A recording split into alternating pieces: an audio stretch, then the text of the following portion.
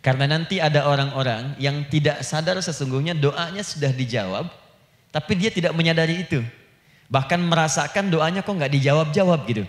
Padahal Allah sudah menjawabnya. Nah, seperti apa ukuran kita mengetahui bahwa doa kita telah terjawab, atau doa kita barangkali belum dijawab, atau tidak dijawab? Apa ukuran ketiga hal itu? Itu yang coba kita turunkan di pembahasan pagi ini. Mudah-mudahan dengan itu kita nanti akan lebih pandai bagaimana cara menyikapi doa dalam hidup, seperti apa doa dipanjatkan, kapan kita berdoa, dan kita tahu, oh ini hasil dari doa yang telah kita panjatkan.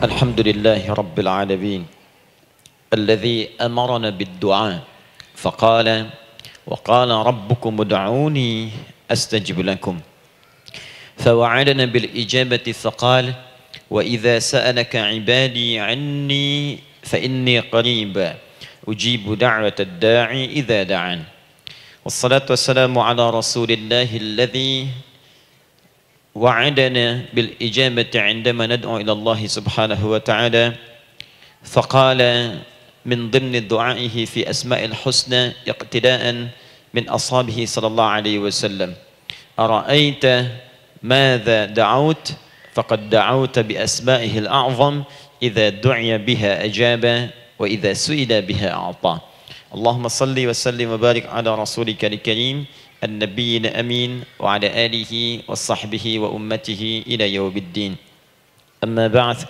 فيا عباد الله أوصي نفسي وإياكم بتقوى الله فقد فاز المتقون فلا تموتن إلا وأنتم مسلمون. Saudariku sekalian, para ibu baik yang di dalam ruang masjid ataupun yang di luar masjid, di sekitaran masjid dan studio, saya ingin mengajak pada seluruhnya tanpa kecuali, mari kita senantiasa bersyukur pada Allah Subhanahu wa taala atas nikmat yang telah kita dapati sampai dengan pagi hari ini. Syukur itu selalu menambah ketenangan di dalam jiwa. Syukur itu bisa mengentaskan sebagian persoalan hidup yang kita rasakan. Syukur itu bisa menambah kekuatan dari perasaan lemah yang kita rasakan. Dan syukur itu puncaknya bisa mengantarkan ke dalam surga terbaik yang dijanjikan. Hingga Allah menyebutkan kemudian dalam Al-Quran, wa qalilun min ibadiyasy syakur. Sedikit sekali di antara hamba-hambaku itu yang bisa menjadi orang yang pandai bersyukur kepada Allah Subhanahu wa taala. Mudah-mudahan hidupan kita sampai hari ini seluruhnya diterima oleh Allah Subhanahu wa taala sebagai amal saleh, dan semoga yang belum mendapatkan hidayah untuk berislam sampai dengan pagi hari ini dihunjamkan hidayah kepada dalam jiwanya oleh Allah Subhanahu wa taala agar bisa berislam sebelum wafat menghadap Allah Subhanahu wa taala. Baik, hari ini kita akan belajar. Saya akan cepat masuk kepada pembahasan karena waktu kita cukup singkat, tentang orang-orang yang dikabulkan doanya yang tersebut dalam Al-Quran khususnya dan sunnah-sunnah Rasulullah sallallahu alaihi wasallam. Kita akan bagi pembahasan kita ke dalam 3 bagian. Pertama, kenapa kita mesti berdoa? Di poin pertama. Pertama, kenapa kita mesti berdoa? Yang kedua, bagaimana cara berdoa yang baik, yang cepat dikabulkan oleh Allah Subhanahu wa taala? Jadi yang pertama, mengapa kita mesti berdoa? Esensi doa itu apa, kan? Yang kedua, bagaimana cara berdoa yang sekiranya cepat dikabulkan oleh Allah Subhanahu wa taala. Dan yang ketiga, kita akan melihat ukuran pengabulan doa. Seperti apa doa itu dikabulkan. Karena nanti ada orang-orang yang tidak sadar sesungguhnya doanya sudah dijawab, tapi dia tidak menyadari itu. Bahkan merasakan doanya kok nggak dijawab-jawab gitu. Padahal Allah sudah menjawabnya. Nah, seperti apa ukuran kita mengetahui bahwa doa kita telah terjawab, atau doa kita barangkali belum dijawab, atau tidak dijawab? Apa ukuran ketiga hal itu? Itu yang coba kita turunkan di pembahasan pagi ini. Mudah-mudahan dengan itu kita nanti akan lebih pandai bagaimana cara menyikapi doa dalam hidup, seperti apa doa dipanjatkan, kapan kita berdoa, dan kita tahu, oh ini hasil dari doa yang telah kita panjatkan. Sepakat sampai di sini? Baik ya, tinggal sepakat saja ya. Kan biasanya yang nerangkan saya, nulis saya, ngapus saya sampai selesai pula. Baik, ayo kita mulai. Bismillah. Mengapa kita mesti berdoa? Kita buka dulu ibu sekalian. Ya, yang di ruangan ini ataupun yang di bawah, semuanya insya Allah memiliki kemuliaan yang sama di hadapan Allah Subhanahu wa taala sesuai dengan keikhlasannya. Ya, sesuai dengan keikhlasannya. Karena hadisnya umum sifatnya. Man salaka tariqan yaltamisu fihi ilma sahhalallahu lahu tariqan ilal jannah. Siapa yang menyiapkan dirinya menempuh perjalanan dan dia meniatkan ingin belajar pengetahuan agama walaupun sedikit, maka dia akan dapat balasan dari Allah, minimal setiap langkahnya akan dicatat meringankan langkah dia ke surga nantinya. Ya, dan di situ tidak disebutkan khusus bagi yang di dalam ruangan masjid. Lantai 2 lagi misalnya. Tidak. Ya, jadi yang di sekitaran, yang di depan semua berdasarkan niatnya, ya. Berdasarkan niat dan kuantitas amalannya. Di kuantitas itu tambah. Mungkin Ustadz belum datang, ibu ada yang berzikir, ada yang baca Al-Qur'an, ada yang istighfar, itu yang nambah pahala. Ya. Kalau yang pasang status, pasang kamera, ya itu saya nggak tahu. Ayo kita kembalikan sini. Pertama, Quran surah ke-7 ayat 172. Quran surah ke-7 Al-A'raf ayat 172. Kemudian setelah itu diperintahkan dalam Al-Quran surah ke-40 Ghafir ayat ke-60. Lalu kita praktekkan ini dalam keseharian kita. Saya beri contoh misalnya Quran surah ke-2 ayat ke yang paling banyak nih dibaca 201. Kadang-kadang misalnya Quran surah kedua ayat 286. Banyaklah. Quran surah ke-7 ayat 23 misalnya dan seterusnya. Ini bagian pertama.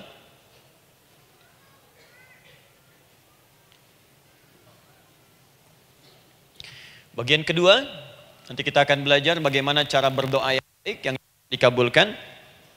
Kita ambil satu Quran kedua ayat 186. Kemudian yang kedua kita ambil contoh Quran surah ke-17 ayat 110. Kemudian yang ketiga kita ambil contoh yang paling dahsyat di Al-Quran surah ketiga ayat 38 sampai 39. Ada yang belum berdoa sudah dikabulkan. Masya Allah. Ini ada di Quran misalnya surah ketiga ayat 31. Nanti turunan amalannya misal di Quran surah 51 ayat 15 sampai dengan 18. Saya bulati yang 18-nya. Bagian ketiganya nanti kita uraikan di bagian akhirnya. Baik, kita bisa mulai insyaallah. Baik, kita bagian pertama, mari kita mulai. Saya ingin berkisah sejenak dengan menyampaikan Quran surah ke-7 Al-A'raf ayat 172.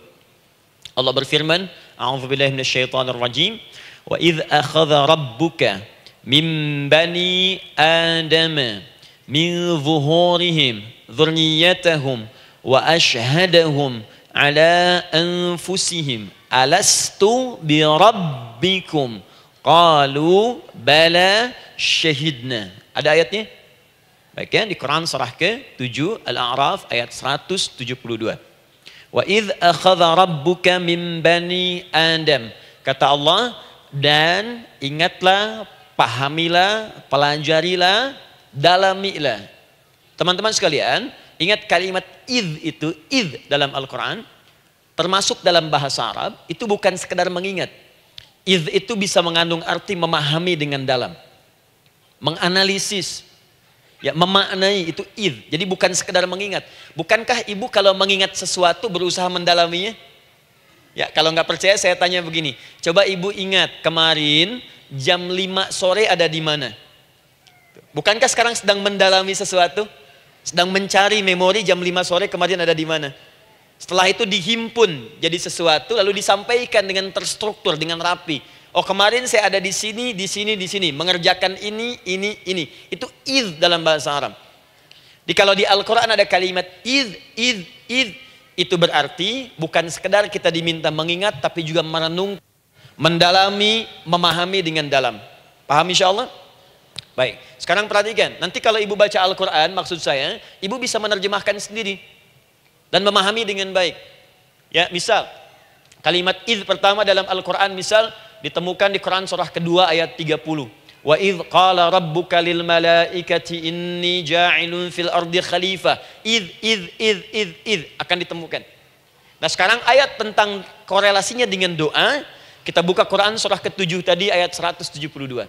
Wa idz akhadha rabbuk, dan pahami ya kata Allah, renungkan ya, maknai dengan dalam ketika Allah menyampaikan, membuat komitmen dengan semua anak cucu Adam tanpa kecuali. Semuanya. Ingat kalau ditemukan kalimat Bani Adam. Bani Adam disebutkan 7 kali dalam Al-Quran. Ya. Berapa kali? 7 kali. Kalimat Bani Adam. Bani Adam. Ini menunjuk pada semua keturunan anak cucu Adam sampai selesai kehidupan. Ya, dari Nabi Adam alaihissalam, kemudian pasangannya Sayyidah Hawa alaihissalam, kemudian keduanya mulai berumah tangga, melahirkan keturunan. Diabadikan di Al-Quran surah keempat, ya, surah Ibu, ayat yang pertama.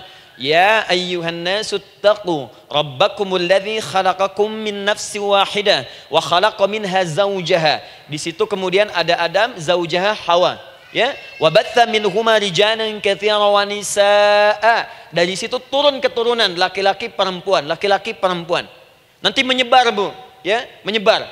Ada yang ke Chicago, ada yang di Chicago, ada yang di Singaparna, ada yang di Singapura. Semua nyebar. Ya, di Sunda, dari Jawa sampai ke Sumatera, sampai Indonesia, sampai Nusantara, sampai Asia, Eropa, sedunia. Nanti penyebarannya disebutkan di Quran surah ke-49 ayat ke-13.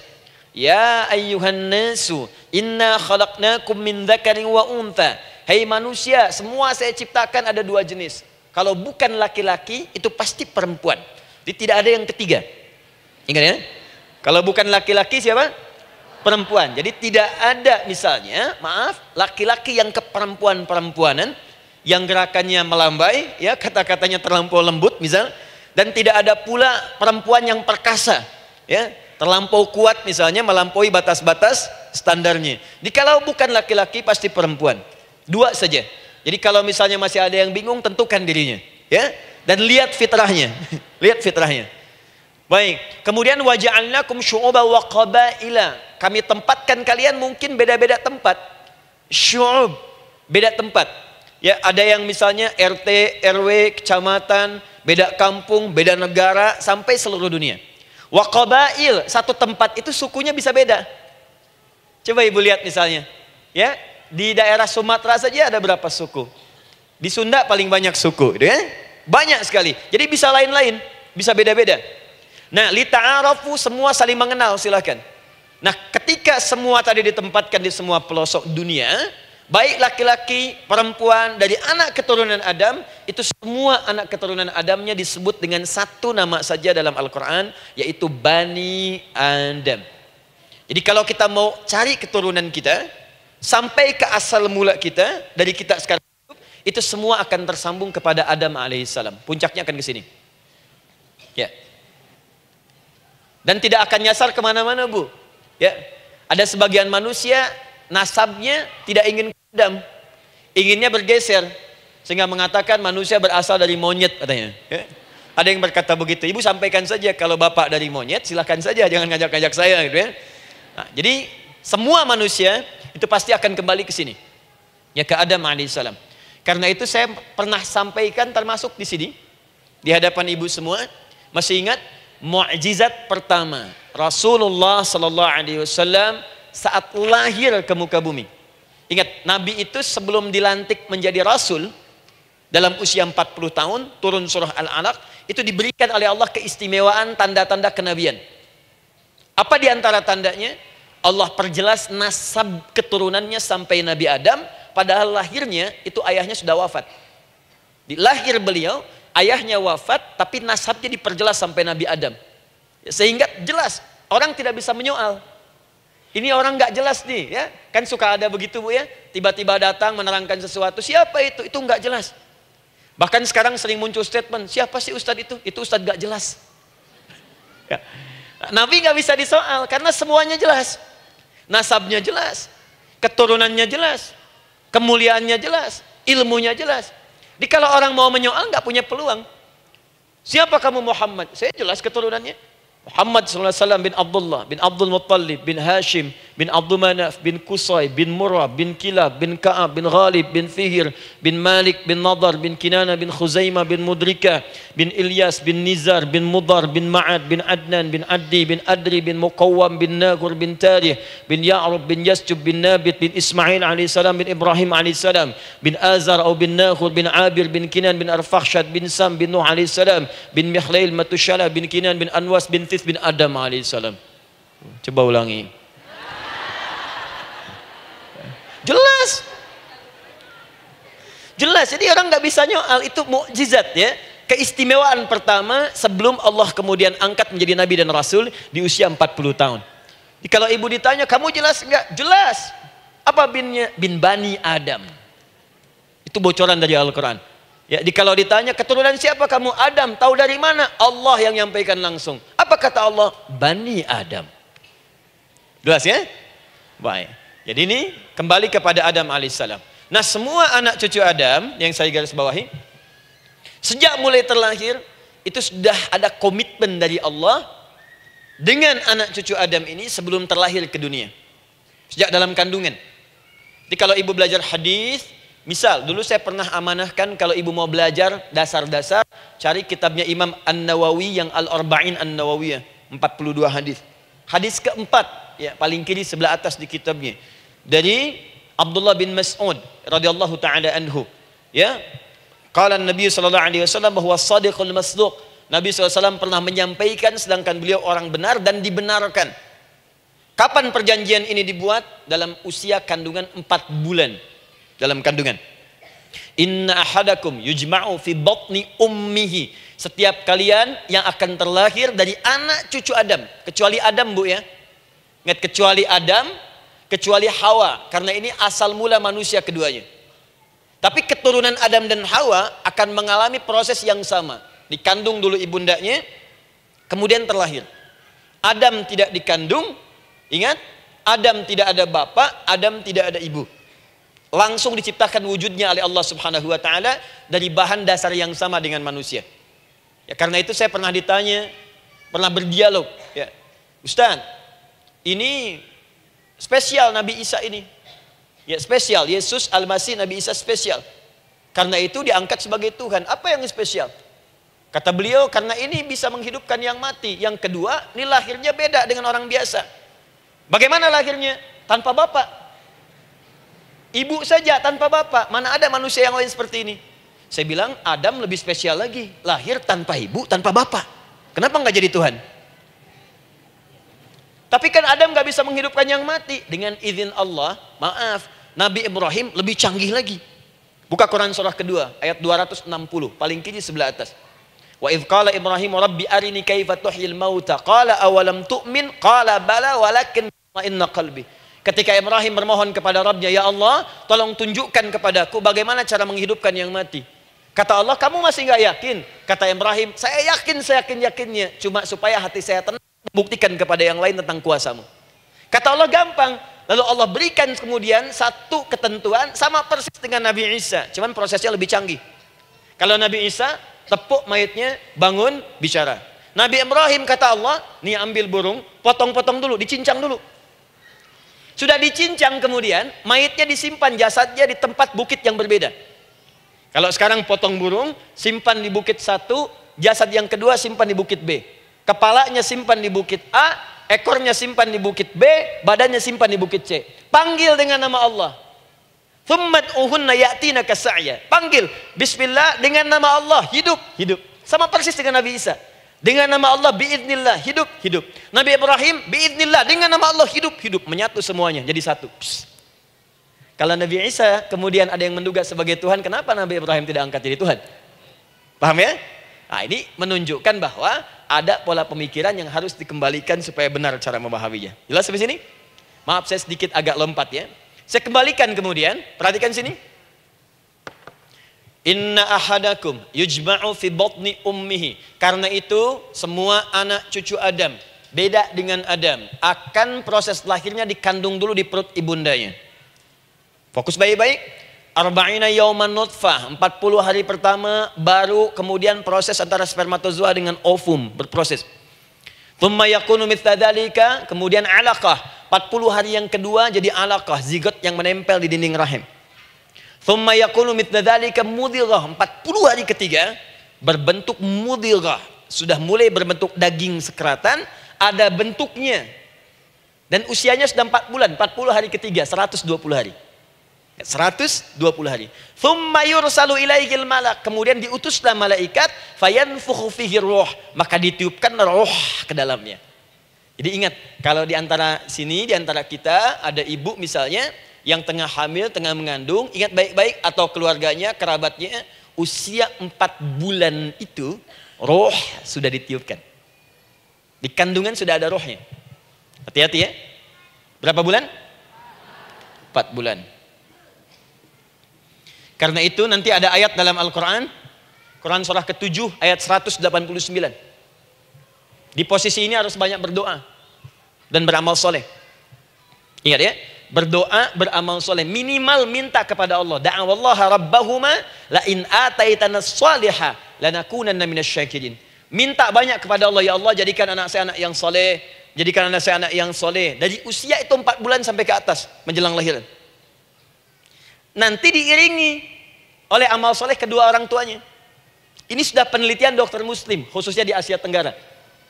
Saya diskusi dengan seorang dokter muslim, ternyata ada korelasi amal soleh yang dikerjakan kedua orang tua, ayah dan bunda, atau calon ayah dan bunda, kepada anak yang sedang dikandung, yang belum dilahirkan.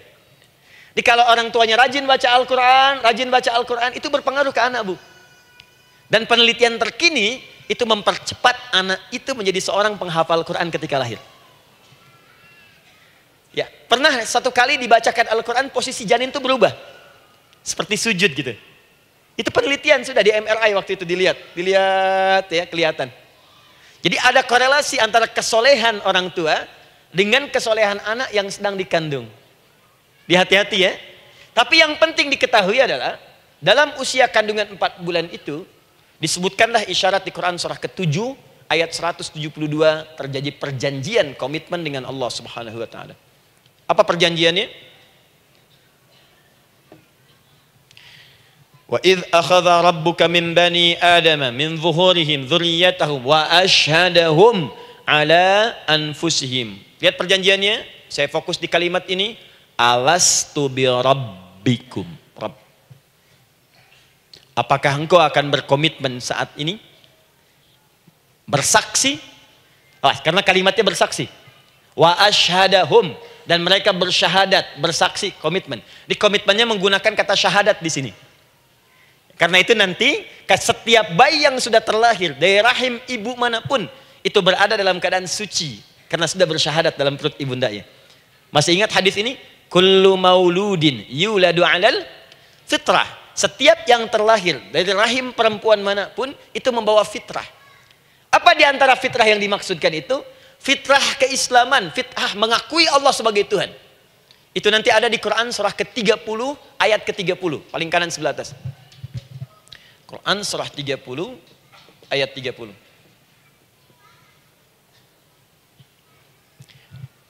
Fa'aqim wajhaka lid-dini hanifa. Hei setiap manusia, fa'aqim wajhaka, hadapkan, pasrahkan, arahkan dirimu sepenuhnya.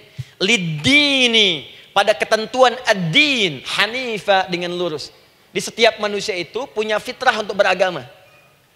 Punya kecenderungan untuk mencari Tuhan. Silakan ibu cek, manusia manapun yang pernah hidup, itu pasti akan mencari Tuhan. Silakan. Karena itu Allah beri jalan, begini cara mencarinya.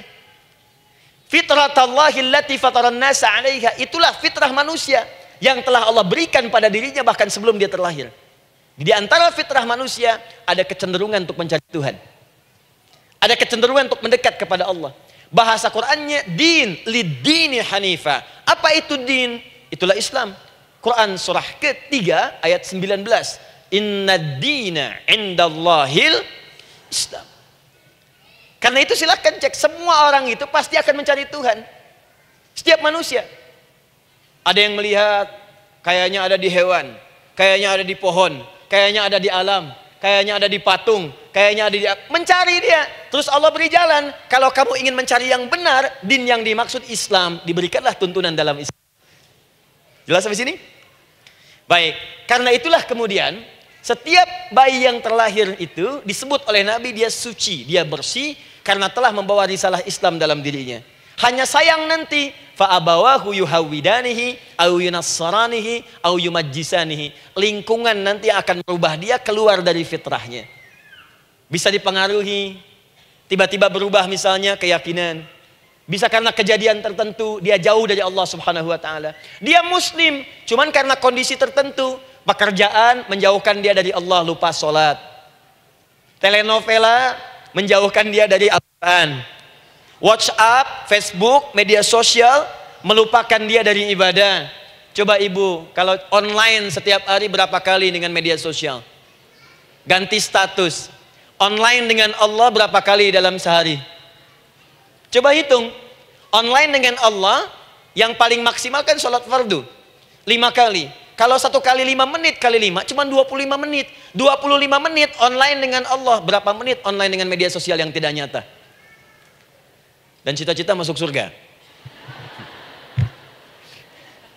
Ayo sini. Nah, saya belum selesai.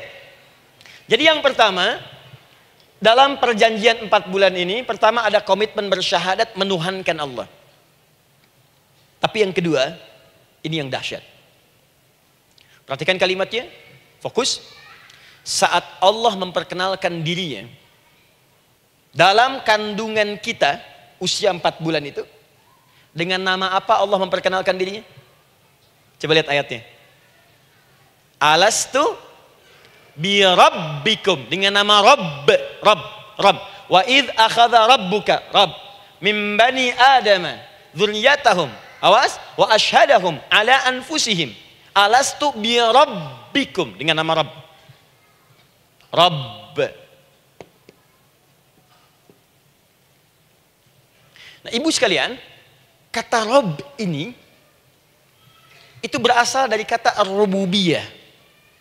Ar-rububiyah yang berarti sifat merawat, memberikan semua kebutuhan. Saya ulang ya. Merawat, memberikan semua kebutuhan. Sudah? Menyayangi, memaafkan, mengasihi, mengampuni.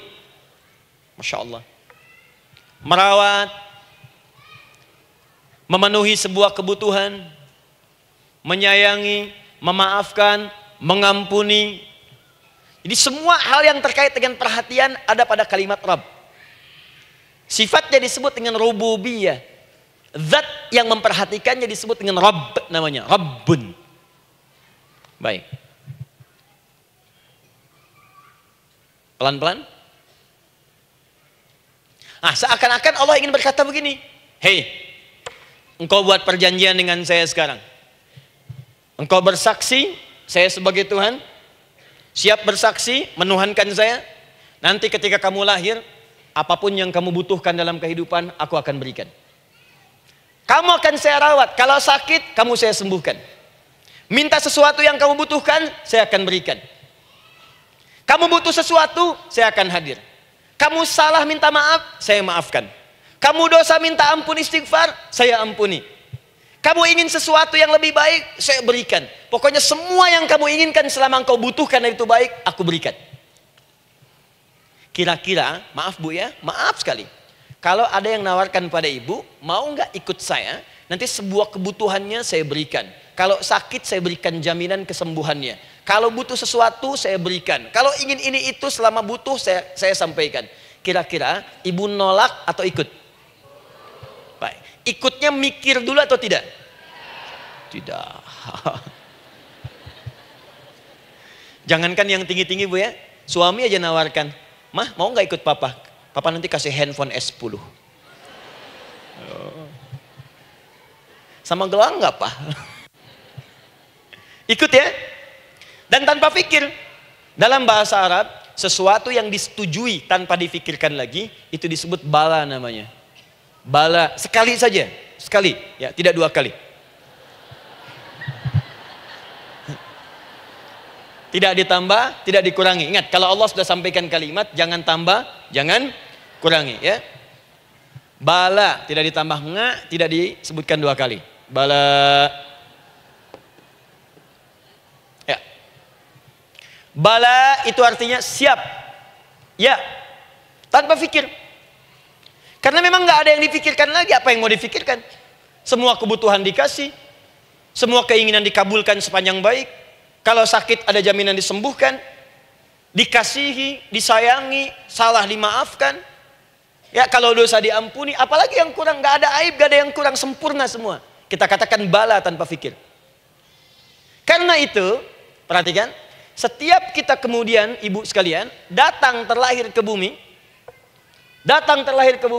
mengalami kehidupan, fitrah kita setiap mendapatkan kebutuhan, kita akan menyebut nama Allah Subhanahu wa taala dengan nama yang telah dijanjikan itu. Silakan ibu cek. Bukankah ibu ketika ada kesulitan memohon kepadanya? Ya Allah, tolong sembuhkan ya Allah. Ya Allah, lancarkan ya Allah. Ya Allah, sukseskan suami saya. Ya Allah, tenangkan kehidupan rumah tangga kami. Ya Allah, anugerahkan solusi. Ya Allah, sembuhkan ibu saya. Semua minta kan? Dan dahsyatnya, ketika ibu memohon kepada Allah itu, ibu gunakan kalimat yang telah disepakati ketika Allah sampaikan kepada kita. Rabb, Rabb, Rabb. Perhatikan, kalau ibu berdoa, doa apa paling favorit? Rabbana atina fid dunya hasanah, fil akhirati hasanah, wa qina. Doa apa itu? Sapu jagat. Bu bayangkan, Nabi aja nggak tahu tuh istilah itu sapu jagat. Ibu tahu? Wah, Masya Allah, Indonesia kreatif. Luar biasa. Ada doa sapu jagat, nggak ada doa sapu nggak ada jagatnya, ada doa jagat nggak ada sapunya. Wah, pokoknya luar biasa lah. Ya. Ya, lihat, bukankah kalimatnya dibuka dengan Rabb?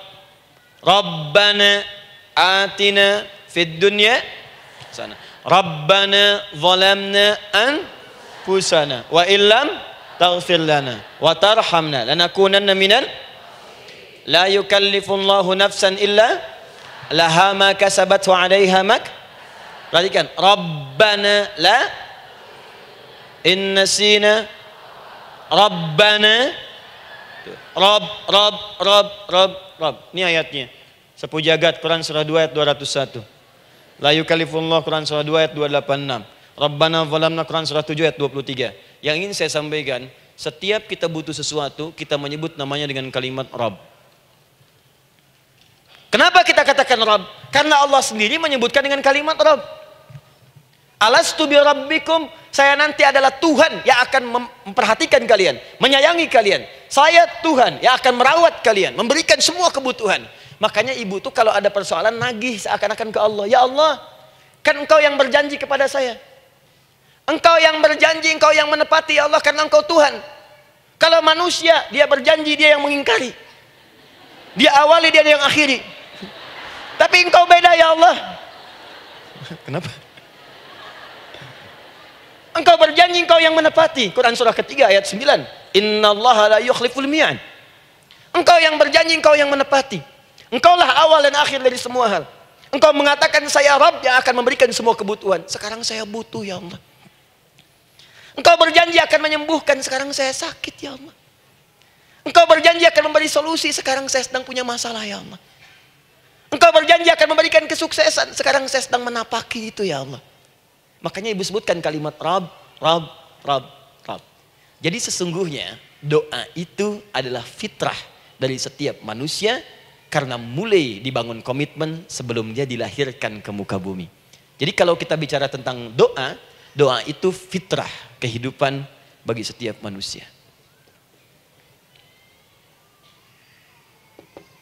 Hidup.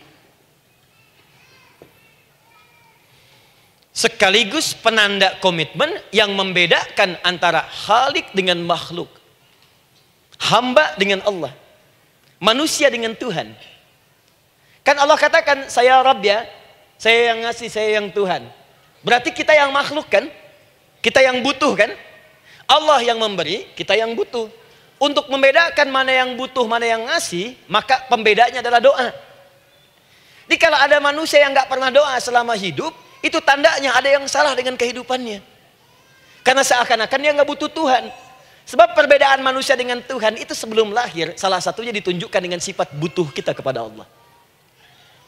Makanya sekaya-kayanya orang, itu pasti berdoa. Manusia paling kaya di muka bumi pun, kalau besoknya mau ada pekerjaan atau proyek, dia berdoa dulu tuh. Ya Tuhan, tolong lancarkan proyek ini. Butuh. Pejabat setinggi-tingginya, kalau sudah mau mulai kemudian ada pemilihan, kalau mulai ada kebijakan, kalau mulai ada apapun, berdoa juga. Itu tandanya butuh. Butuh. Di setiap manusia itu pasti butuh dengan Allah. Karena itu kalau ada manusia yang gak pernah berdoa selama hidupnya, itu langsung mendapatkan kecaman dari Allah dan dijamin akan masuk neraka yang paling dalam. Karena seakan-akan dia sedang gak butuh dengan Allah. Saya ulang ya, saya ulang. Doa itu fitrah hidup manusia yang sekaligus menunjukkan statusnya sebagai hamba. Jadi kalau ibu update status di media sosial, mulai sekarang tuliskan hamba. Hamba. Sudah. Mau sifatnya apapun tetap hamba. Ya, mau pejabat, mau orang kaya, mau cukup, mau macam-macam, mau ustadz, mau syekh, mau habib, tetap ujungnya hamba. Dan butuh penghambaan itu diwujudkan dalam bentuk doa. Muncullah Quran surah ke-40 ayat ke-60. Wa qala rabbukum, Rabb, selalu Rabb. Wa qala rabbukum ud'uni astajib lakum. Innal ladzina yastakbiruna an ibadati, awas, sayadkhuluna jahannama dakhirin. Allahu akbar. Dan Rabbmu berfirman, mengingatkan kembali kepada kalian semua, hei hamba-hambanya. Kalau ada kebutuhan, kalau ada masalah, kalau ada permintaan, kata Allah, ayo doa sama saya. Minta. Kan kita sudah bikin perjanjian. Makanya Allah katakan, kalau punya masalah, Bu, berdoa. Bukan mengeluh. Kalau punya persoalan, Bu, berdoa. Bukan bikin status.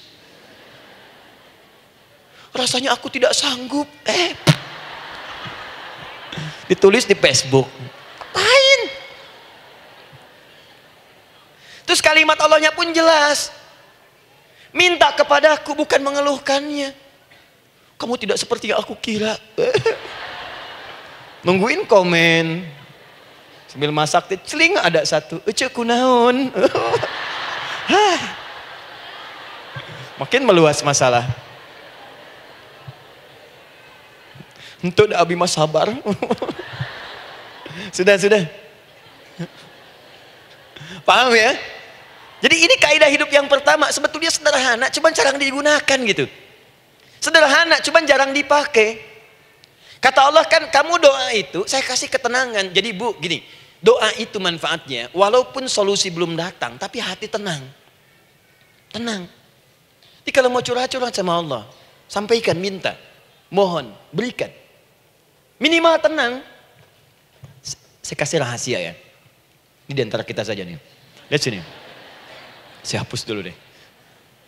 Bismillah. Masya Allah. Mau ngapus sendiri, nulis sendiri, penghapus, lari sendiri.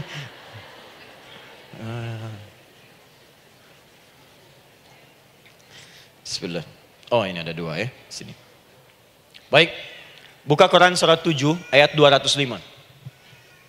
Quran surat 7 ayat 205. Doa itu disebut zikir di ayat itu. Jadi kalau ibu sedang berdoa, itu sedang berzikir. Wadhkur rabbaka fi nafsika tadarruan wa khifatan wa dunal jahri minal qaul. Ada ayatnya? Oke. Pakai Rabb lagi kan? Wadhkur rabbaka. Kalau engkau punya masalah, kata Allah, sekecil apapun. Di rumah tangga kah, Di kantor kah, kehidupan sosial kah? Kata Allah, ayat sebut, minta kepada Allah. Berdoa. Doa disebut dengan zikir. Zikir itu semua kegiatan yang membuat kita ingat Allah. Zikir. Baca Quran, zikir.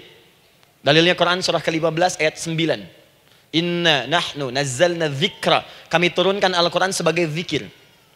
Menghafal Quran, zikir. Quran surah 54 ayat 17, ayat 22, ayat 32, ayat 40. Walaqad yassarnal Qur'ana lidzikri. Kami akan mudahkan Al-Quran untuk diingat, dihafalkan. Zikir, sebagai zikir kepada Allah.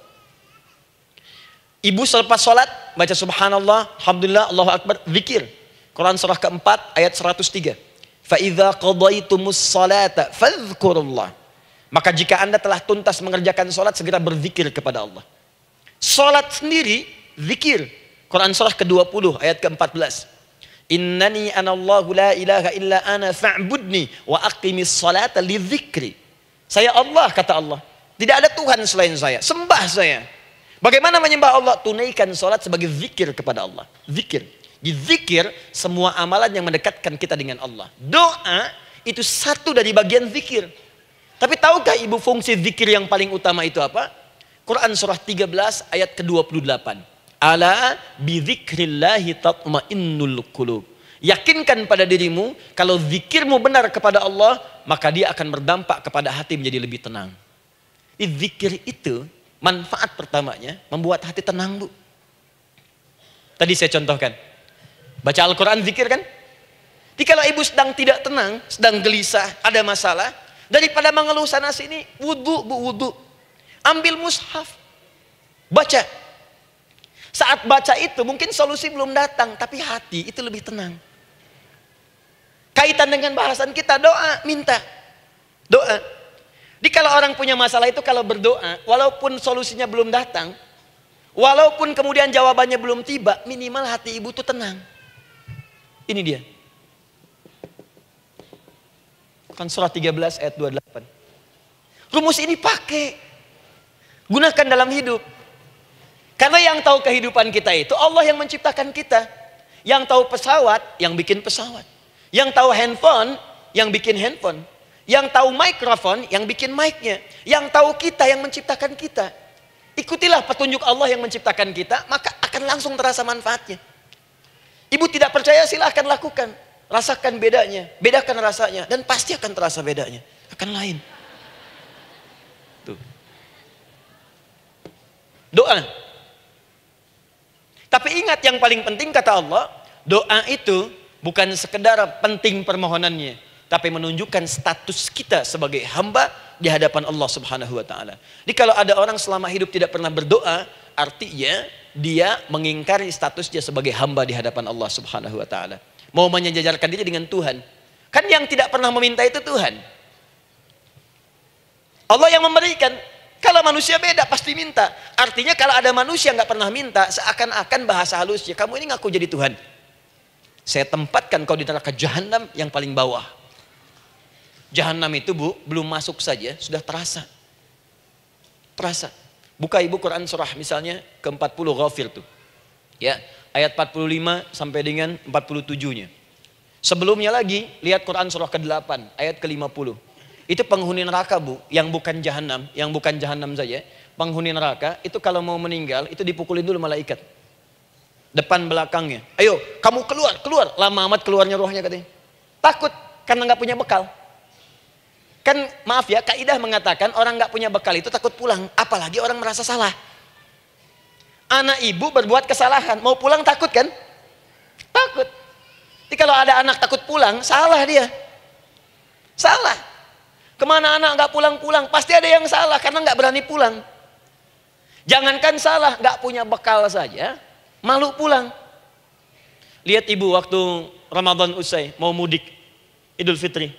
Kan pada mudik kan? Kenapa mau mudik dan senang mudik? Karena punya bekal, Bu. Dikumpul-kumpulkan tuh selama 11 bulan. Untuk 1 bulan saja. Itu pun paling berapa hari. Kumpulin. Terus telepon keluarga, insya Allah aku pulang hari ini. Wah, senang semuanya. Padahal mudiknya cuma pakai motor, Bu. Motornya bebek, bekalnya singa. Serius saya, motor bebek bekas singa, ada kardus belakangnya. Tulisin, terus tambah pelepah pisang buat begini. Belakangnya ditulisin, aku pulang sayang. Jalan, mudik. Terus yang di rumah kan senang nerimanya. Kenapa? Karena ada yang pulang dan bawa bekal. Saya pernah tanya pada seseorang, kenapa anda nggak mudik? Nggak ada bekal Ustaz, nggak ada bekal, malu pulang. Kebayang nggak saat pulang menghadap Allah nggak punya bekal? Malu pulang, apalagi punya banyak salah. Jadi nggak mau keluar rohnya. Malaikatnya geram, dipukulin sama malaikat. Pukul depannya, pukul depan. Kamu ini cepat keluar, cepat keluar, cepat keluar. Keluar, keluar, keluar, keluar, keluar. Malu pulang. Tapi kalau punya bekal enak. Dan yang nyambut langsung malaikat. Bahkan nanti ada satu amalan saat dikerjakan. Itu orang ini sudah masuk surga. Tapi semua malaikat di semua pintu surga yang 8 itu datang mengunjungi dia mengucapkan selamat. Itu ada di Quran surah 13 ayat 24. Salamun alaikum bima sabartum fa ni'ma uqbaddar. Selamat ya saat di dunia sabar mencari bekal. Dan ini bekal terbaik yang kamu dapatkan. Silahkan nikmati surga yang kamu rindukan itu. Ini nikmat-nikmatnya tempat yang pernah nanti kamu kunjungi. Dan tinggal abadi di situ. Yang nyambut malaikat. Bayangkan semua malaikat bu. Semua malaikat dari pintu surga datang nyambut dia. Wah Masya Allah, ada malaikat Jibril, Israfil, malaikat maut. Maaf ya, dicabut kemarin. Biasa, selamat, selamat, selamat, selamat, selamat. Dunia aja kalau ada yang nyambut senang kan? Rumah dicet, datang, sambut depan rumah, semua hidangan ada, oh Masya Allah.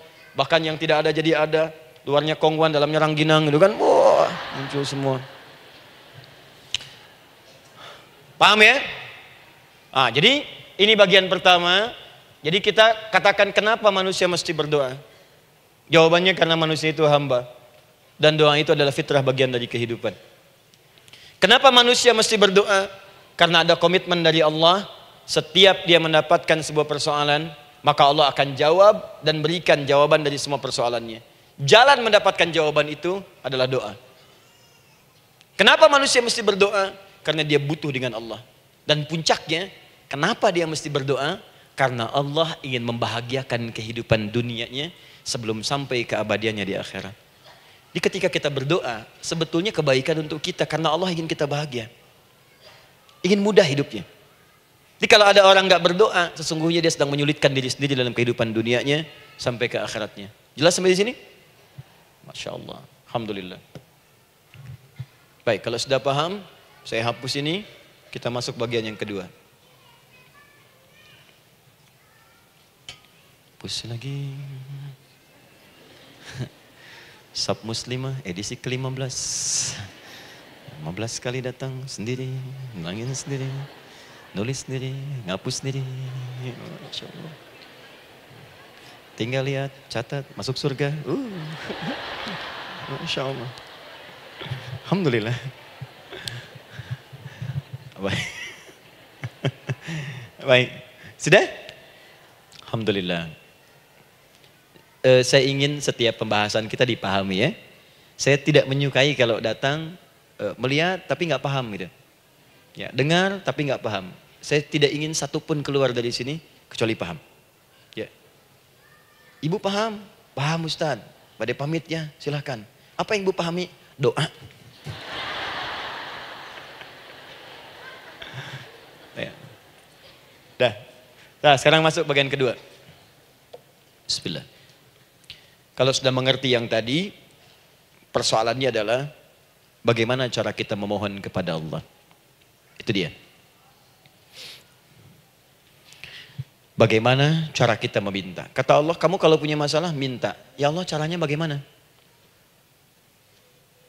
Karena sesuatu yang dikerjakan tanpa ilmu dan tidak tahu caranya, itu bisa keliru. Hidup itu menyembah Allah tidak cukup dengan iman, Bu. Mesti pakai ilmu. Iman saja sekalipun kuat tanpa ilmu, itu bisa salah. Kuat ingin mendekat kepada Allah. Ya Allah, aku ingin ibadah, kuat. Saya punya kawan dulu di pesantren. Tahun kedua, dia sudah berubah. Ya, tadinya orang tuanya melihat anaknya Masya Allah, tiba-tiba ada perubahan, senang ibadah Bu.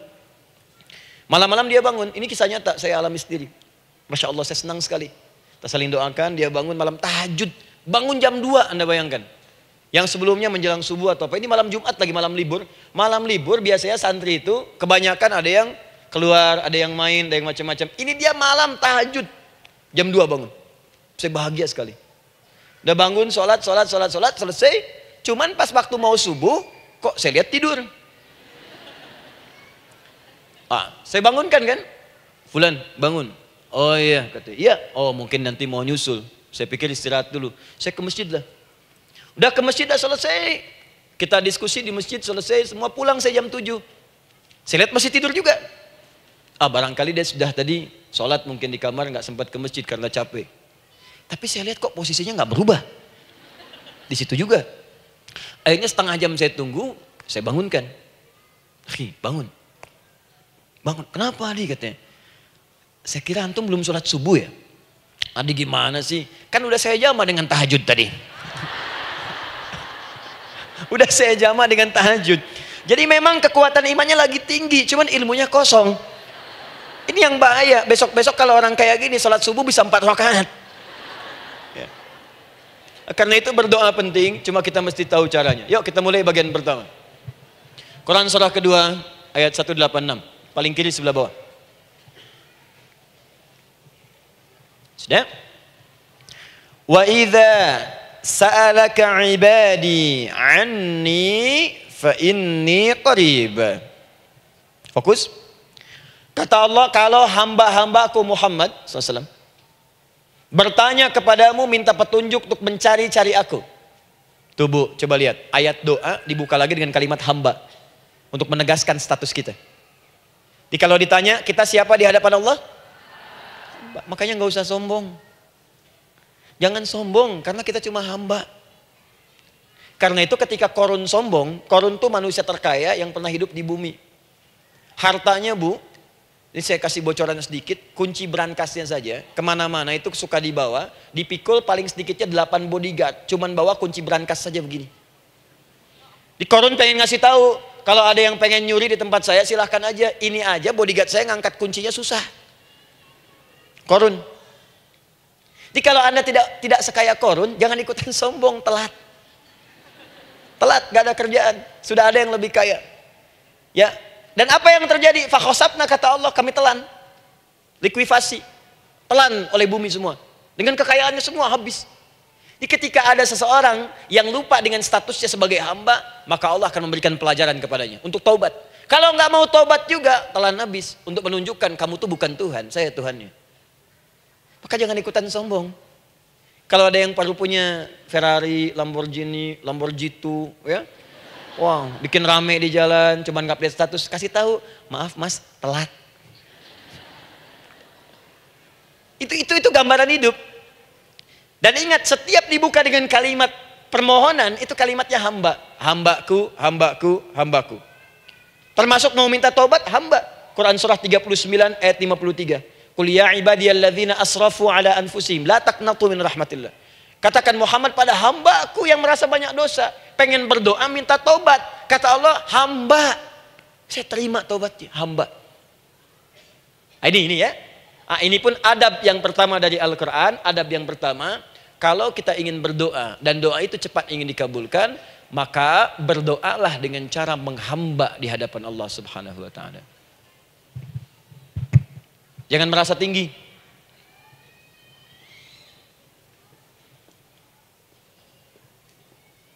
Saya turunkan caranya. Bagaimana cara menghamba itu dengan cara yang baik? Fokus. Wa idza sa'alaka ibadi anni, Muhammad SAW, jika ada hamba-hambaku bertanya padamu tentangku, ingin mencari-cari aku. Masya Allah, Ibu maaf ya, biasanya kan kalau orang mencari Allah, ingin mendekat kepada Allah, entah itu datang ke masjid, bangun malam, biasanya motifnya cuma 2. 1, ada kebutuhan, pengen berdoa, terus dekat sama Allah. Besok mau arisan, malamnya tahajud.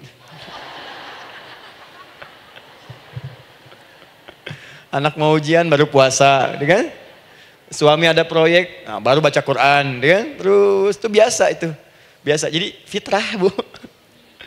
Tumben jeng tahajud, fitrah. Itu biasa itu. Ya. Yang kedua, taubat dari maksiat. Taubat. Seorang taubat ke masjid, bangun malam, doa, itu biasa. Jadi kalau ada seperti itu tandanya kita hamba normal manusia. Fa inni qarib, kata Allah, katakan Muhammad SAW, katakan kepadanya, janganlah mencari, aku dekat. Dekat, jangan mencari, aku dekat. Jadi Bu, ketika kita butuh Allah, langsung dijawab oleh Allah. Kamu mau apa? Aku dekat. Itu secara psikologi memberikan ketenangan yang paling dalam. Saya belum datang di sini sampai jam 8. Ibu tanya panitia, ustadznya mana sih? Ukti, ustadznya mana? Jawaban pertama misalnya, ini belum jelas nih ustadznya. Gak ada kabar. Yang kedua mengatakan, tenang saja, ustadz sudah dekat. Maka yang kedua itu lebih menenangkan kepada kita. Ketika ibu mencari, ya Allah, saya sedang ada masalah, langsung dijawab oleh Allah. Tenang, aku dekat denganmu. Mau minta apa? Itu Bu, jadi kalau ibu sedang punya persoalan, psikologi Al-Quran mengatakan, langsung rasakan Allah tuh bersama kita, dekat, menunggu kita mau minta apa. Ibu punya masalah dengan suami, ingin mengadu. Lu kata Allah, saya dekat, kamu kenapa? Ada masalah apa? Ayo minta, ayo cerita. Mohon. Ibu punya masalah dengan anak, ibu punya masalah dengan tetangga, di pekerjaan, kehidupan sosial. Kata Allah, saya dekat. Nah, perasaan itu hadirkan dalam jiwa kita. Ini sekarang jarang didapatkan. Jadi kalau ada masalah itu, hal pertama yang dilakukan itu belum ingat Allah, itu masalahnya. Di kebanyakan manusia itu kalau punya masalah, selalu ingin yang pertama itu solusinya. Bukan Allahnya. Kan pemilik solusinya Allah. Jadi kalau kita ingat pada yang memiliki, maka apapun yang kita minta akan diberikan. Bahkan ada orang yang saking ingatnya dengan Allah, sebelum minta sudah dikabulkan. Itu yang dahsyat. Nah, sekarang setelah kita paham tentang kedekatan ini, kemudian kita praktekkan. Jadi Bu, ya maaf ya, ketika ibu punya masalah apapun, yang pertama diingat Allah. Allah, Engkau telah berjanji, Engkau pasti akan tepati. Ya Allah, sekarang aku ada persoalan. Nah, sekarang teruskan ayatnya. Ujibu da'watad da'i idza da'an. Ujiba.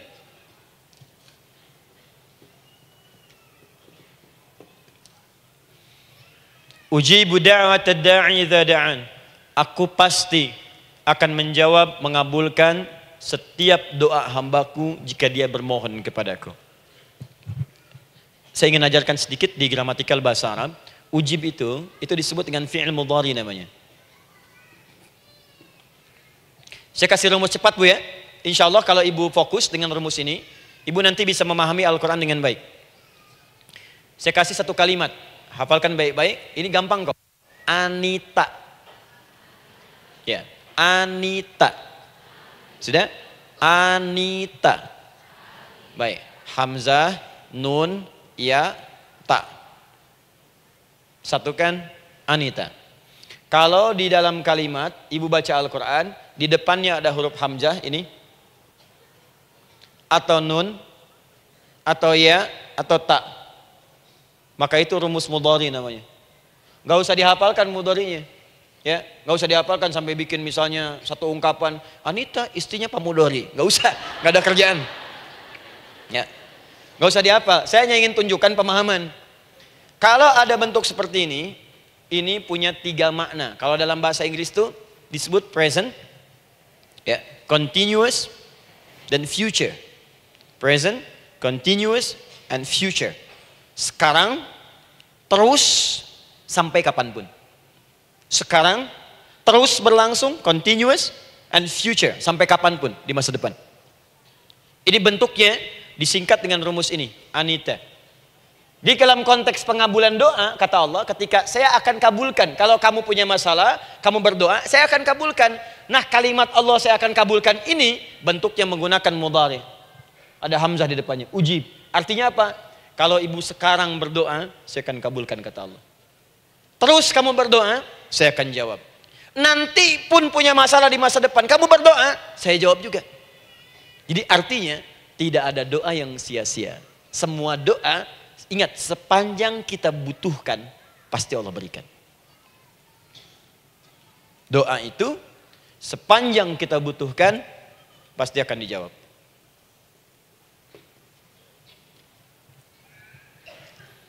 Nanti kapan dijawabnya, seperti apa jawabannya, nanti bagian ketiga. Kadang-kadang minta sekarang, dijawabnya nanti. Minta sekarang, dijawab sekarang. Ada yang mintanya A, dijawabnya B. Itu yang paling dahsyat. Ya. Jadi kalau saya tanya, kalau kita berdoa, dijawab tidak oleh Allah? Ya, itu janji Allah. Setiap orang berdoa, pasti dijawab. Nah, hanya persoalannya, seperti apa doa yang cepat dijawab itu? Apakah semua doa langsung dijawab seketika? Akankah mendapat jaminan langsung dijawab? Ternyata kalimat dijawab ini diikat dengan syarat ketentuan berlaku. Apa di antara syarat dan ketentuannya ini? Teruskan ayatnya.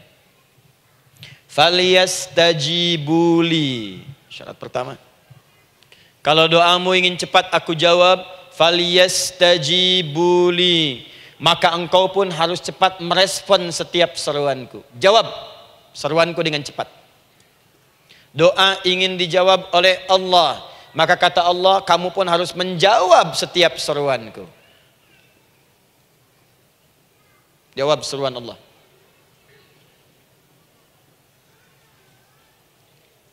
Ayo respon, adil. Maunya dapat gaji aja, kerja nggak mau. Ya? Apa ibu pikir duduk manis, santai di ruangan tengah, tiap bulan suami datang berikan uang belanja? Belum tentu. Kalau sikap tidak bagus, ya interaksi tidak mulia, maka belum tentu itu didapatkan. Maka syarat pertama kata Allah, kalau doamu ingin cepat aku jawab, maka setiap aku seru, cepatlah engkau kemudian kerjakan dan jawab itu. Jadi ternyata seruan Allah itu terkait berkelindan dengan pengabulan doa. Jadi ketika ibu diseru oleh Allah, diminta diperintahkan sesuatu oleh Allah, sebetulnya itu kunci untuk mendapatkan jawaban doa kita, Bu. Dipanggil kita, ayo cepat datang ke sini. Mau minta apa? Minta, saya kasih. Apa di antara kunci doa itu, Ustaz? Yuk kita lihat. Adalah jawaban dari seruan Allah. Apa di antara seruan Allah itu? Saya beri contoh satu misalnya. Allah perintahkan kita untuk sholat. Bahkan diseru, diingatkan 5 kali dalam sehari. Sholat. Bukankah kita diseru, Bu? Dipanggil 5 kali sehari untuk sholat? Allahu Akbar, Allahu Akbar. Ya? Diingatkan kan? Ayo, ingat Allah, ingat Allah, ingat Allah, ingat Allah. Allah Maha Agung, Maha Besar semuanya. Dan seterusnya. Perhatikan baik-baik. Apa tujuan Allah menyuruh kita dalam sholat? Ternyata bukan ingin memberikan beban ruku dan sujud. Bukan sujudnya yang penting. Karena semua makhluk tidak sujud pun tidak akan menurunkan status Allah sebagai Tuhan. Allah tetap Allah, gak ada ruginya. Yang rugi kita, ternyata ketika disuruh sujud, disuruh ruku itu, ternyata yang ditunggu itu bukan ruku sujudnya. Allah nunggu, punya masalah apa? Mau minta apa? Karena itu dalam ilmu fikih, ibu buka semua kitab fikih. Salat itu secara bahasa disebut dengan doa. Nama lain dari doa adalah salat. As-salatu hiya doa. Salat adalah doa. Karena itu semua bacaan dalam salat doa semua. Coba lihat. Baru takbir Allahu Akbar, doa iftitah. Al-Fatihah doa, Bu, jangan dikira Al-Fatihah nggak ada doanya. Nih, nanti saya berikan cepat ya. Ini highlight dulu. Highlight dulu. Dalam sholat itu ada 4 keadaan. Ingat ini baik-baik. Nanti ibu manfaatkan minimal zuhur lakukan. Ada berapa keadaan? 4. Ada 4 posisi, 4 keadaan dalam sholat. Yang kalau ibu berdoa benar, meminta di situ dengan benar, itu seketika akan dikabulkan. Seketika. 1 saat berdiri. Berdiri. 2 saat ruku'. Ruku'. 3 saat sujud. 3 saat sujud. 4 sesaat sebelum salam. Berdiri, ruku', sujud, sesaat sebelum salam. Baik, sebelum saya bahas lebih jauh, saya ingin sampaikan dulu. Jadi ternyata ketika kita diminta oleh Allah menunaikan sholat, itulah cara kita memohon, Bu. Itulah waktu kita meminta.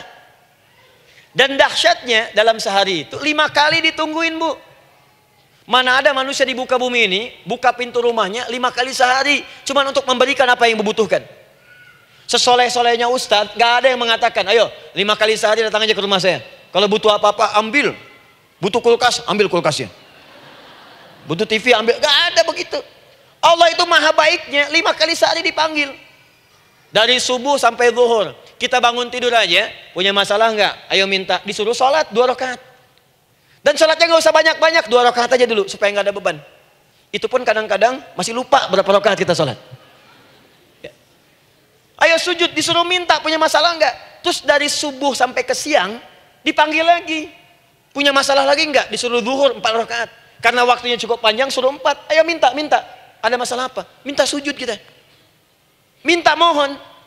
Dari zuhur ke asar ditanya lagi, ada masalah nggak? Panggil lagi. Ke maghrib sampai ke isya sebelum tidur, supaya tidurmu enak, masalah nggak ada, tenang, nikmat, nyaman istirahatnya. Ada masalah nggak? Disuruh sholat lagi. Jadi kalau orang paham sholat itu kunci kebahagiaan, dia akan senang menunaikan sholat. Makanya ketika ibu bertanya, kenapa saya sholat? Dijawab oleh muadzin, hayya 'alas shalah, ayo sholat. Kenapa sih sholat? Hayya 'alal falah. Yuk bahagia. Ayo tenang. Yuk dapatkan apa yang kamu inginkan. Falah. Jadi kalau orang paham sholat itu menyelesaikan persoalan, tentu orang akan berbondong-bondong semangat untuk menunaikan sholat. Cuman sayang segelintir orang itu menilai sholat sebagai beban. Jadi sebagai kewajiban beban saja, makanya sholatnya nggak nikmat. Karak tadi duhur, ayeuna asar deui. Tuh. Ya bagaimana doanya bisa dijawab? Anda datang pada orang, tapi datangnya dengan marah-marah. Datangnya dengan mencelanya. Ya bagaimana dia bisa memberikan kebutuhan Anda? Anda datang pada Allah dengan niat yang tidak ikhlas. Setelah itu kemudian menggunjingkannya, bagaimana bisa dijawab? Tuntutan tinggi. Tapi datang tidak membawa prestasi, ya bagaimana bisa diberi? Catat tuh, bikin status. Paham ya? Nah ini bagian pertama. Jadi cara pertama, respon kata Allah, seruan Allah. Rumus pertama sholat. Nah sekarang saya ajarkan lagi. Ini belum selesai nih Bu. Ini panjang bahasannya nih. Sampai jam berapa kita? 10 ya? Oh, banyak. Oh, mau sampai jam 5 silahkan. Saya jam 10 selesai. Ya. Lihat sini. Oke, saya punya sekitar 1 jam kurang ke depan. Saya ingin terangkan sedetil-detilnya gitu ya. Dan saya hanya menyampaikan isi Al-Quran. Quran, hadis, Quran, hadis. Sekarang gini, Ustadz saya sekarang paham, sholat berarti kunci untuk menyelesaikan masalah. Di sholat saya akan memohon. Sekarang Ustadz, bagaimana cara saya merespon sholat? Kan kata Allah, saya menyeru, respon gitu kan? Kita dipanggil sholat nih, Allahu Akbar, dipanggil. Bagaimana cara meresponnya? Sebelum minta. Awas, ibu ingin datang mengajukan proposal. Datang kepada wali kota, datang kepada gubernur, datang kepada presiden, datang kepada menteri sebelumnya. Bukankah ibu mempersiapkan diri? Penampilan ditata, proposal dibagus-bagusin itu kan? Yang paling hebat itu kadang-kadang malam-malam latihan depan cermin. Bapak wali kota yang saya hormati. Lihat semuanya tuh. Dan yang paling luar biasa, maaf ya, janjian jam 7 dengan Pak Wali Kota, datang jam 6 ke Balai Kota. Sekarang ibu punya janji dengan Allah. Janji itu sudah diketahui sebelum pertemuannya. Kalau tidak percaya, 5 waktu ini ibu sudah hafal Bu. Ya, bahkan disuruh ngapalin oleh Allah. Buka Quran surah ke-4. Surah ibu, surah mama, An-Nisa. Ayat 103, Quran surah 4 ayat 103. فَإِذَا قَضَيْتُمُ الصَّلَاةَ فَاذْكُرُوا اللَّهَ قِيَامًا وَقُعُودًا وَعَلَى جُنُوبِكُمْ فَإِذَا اطْمَأْنَنْتُمْ فَأَقِيمُوا الصَّلَاةَ. Lihat ujung ayatnya, lihat ujung ayatnya. إِنَّ الصَّلَاةَ كَانَتْ عَلَى الْمُؤْمِنِينَ كِتَابًا مَوْقُوتًا. Sungguh semua waktu salat itu telah ditetapkan waktunya bagi orang beriman. Itu terjemahan biasa. Kalau terjemahkan pakai ilmu balaghah, sungguh orang beriman itu hafal waktu-waktu salat. Tahu waktunya. Apalagi kalau di waktu itu ibu punya kepentingan, pasti hafal. Kalau ibu benar memprioritaskan sholat dan menilai sholat sebagai solusi hidup, menilai sholat sebagai kebutuhan, ibu pasti akan hafalkan itu Bu.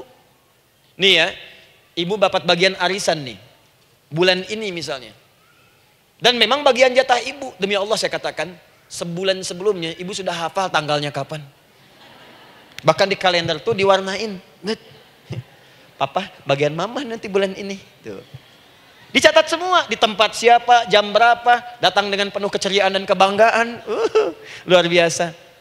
Hanya untuk urusan dunia yang itu habis gitu. Jika dia tidak meninggalkan ibu, ibu yang meninggalkan dia duluan. Sekarang 5 kali sehari semua diberikan, bahkan lebih daripada dunia dan seisinya. Harusnya sih wajarnya dihafalkan waktunya dan ibu hafal. Ayo, subuh jam berapa sekarang? Lihat sini, bukan ke atas. Ditutup tuh. Tuh, sana tuh. Subuh jam berapa? Ayo ngelihat ke sana, 4:43. Zuhur jam berapa? Tuh. Asar, maghrib, isya. Itu kan kunci ibadah. Dan kunci ijabah, kunci ibadah, kunci ijabah. Di situ ada pengabulannya. Ini gimana mau minta, waktu permintaannya aja nggak hafal.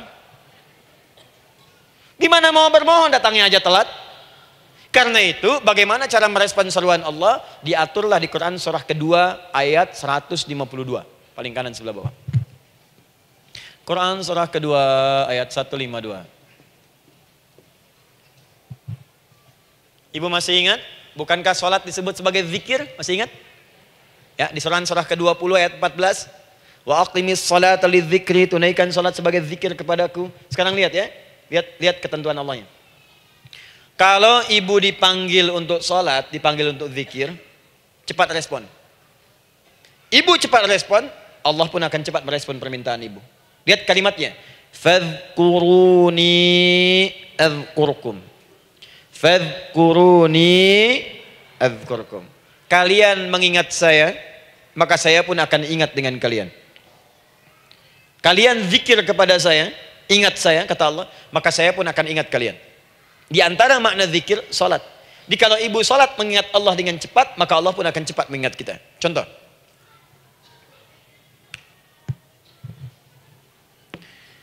Saya ambil waktu subuh misalnya.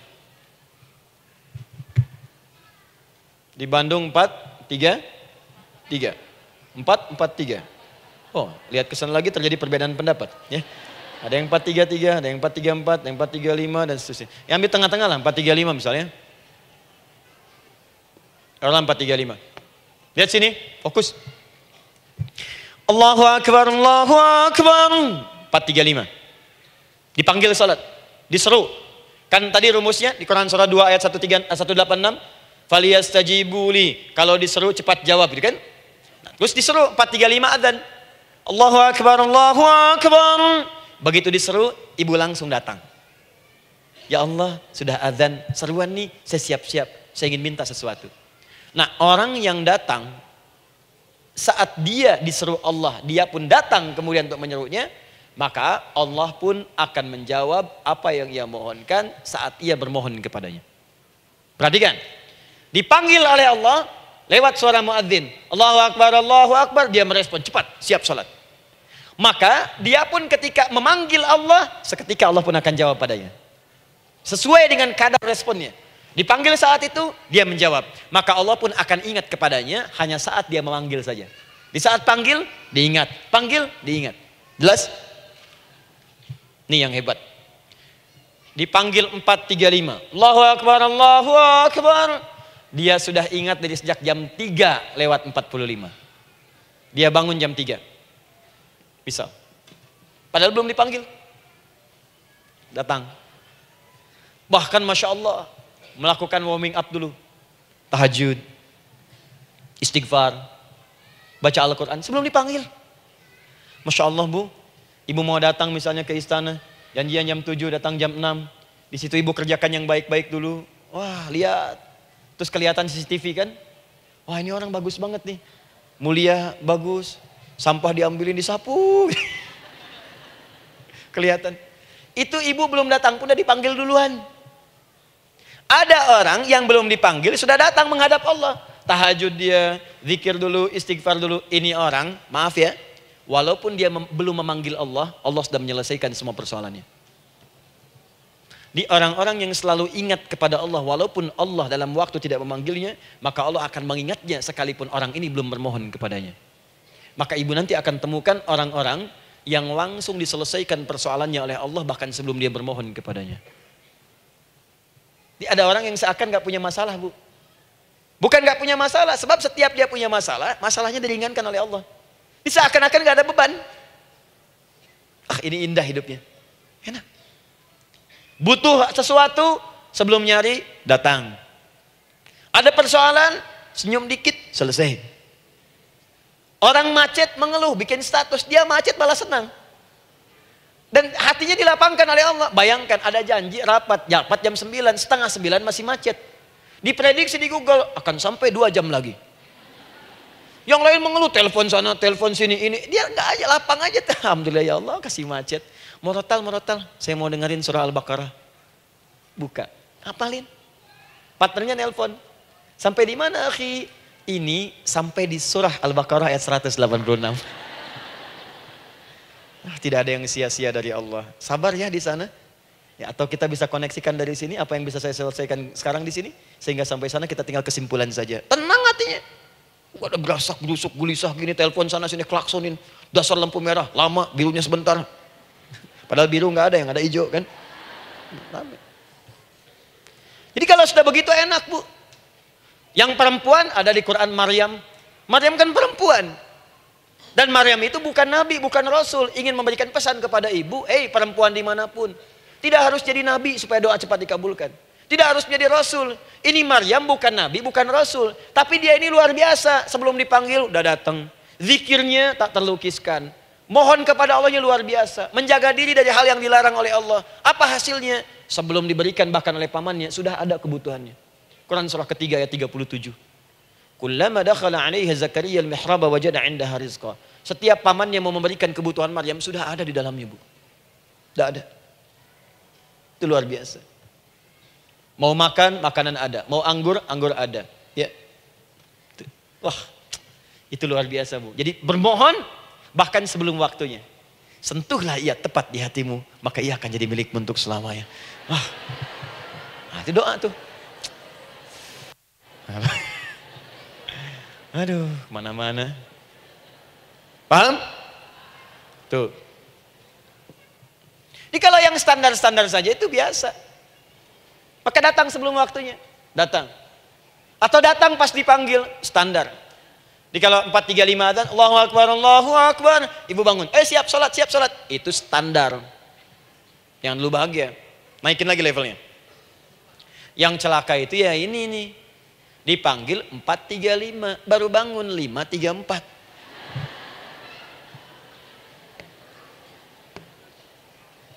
Sholat subuh belum, nuntutnya udah banyak. Ya Allah, kurang apa lagi aku bermohon kepadamu. Sudah aku meminta sekarang, sholat subuh aja belum. Jadi mana keadilannya? Jadi yang pertama, respon seruan Allah. Disitulah Allah pun akan cepat merespon apa yang kita kemudian butuhkan. Jadi yang pertama lewat sholat ya Bu ya. Ingat sholat. Dan sholat itu tadi dari 4 posisi saya ajarkan yang pertama saja satu. Supaya nggak terlampau panjang ya. Berdiri Bu. Saya ajarkan satu. Setiap ibu dalam keadaan berdiri dan membaca Al-Fatihah. Pada kalimat iyyaka na'budu wa iyyaka nasta'in. Ingat pada kalimat iyyaka na'budu wa iyyaka nasta'in. Maka sertakanlah di hati kita apa persoalan yang dirasakan untuk bermohon kepada Allah. Saya ajarkan cepat. Kalau ibu mau belajar lebih detail, ikuti kajian kami di fikih sholat. Sifat sholat Nabi SAW. Nanti saya terangkan semua dalilnya. Insya Allah sepanjang yang saya ketahui. Baik. Dasarnya ini. Dasarnya. Quran surah ketiga ayat 38 sampai 39. Dan dikuatkan nanti di hadis qudsi. Ibu kenal Nabi Zakaria? Ya kenal ya. Ya selamat lah Bu. Alhamdulillah. Episode ke-15 kenal Nabi Zakaria. Luar biasa. Alhamdulillah. Nabi Zakaria punya persoalan, sudah berumah tangga, belum ada keturunan, fisiknya sudah letih, rambutnya sudah memutih, dan mohon maaf istrinya divonis menopause dan mandul. Secara medis klinis. Apa yang beliau kerjakan? Sholat.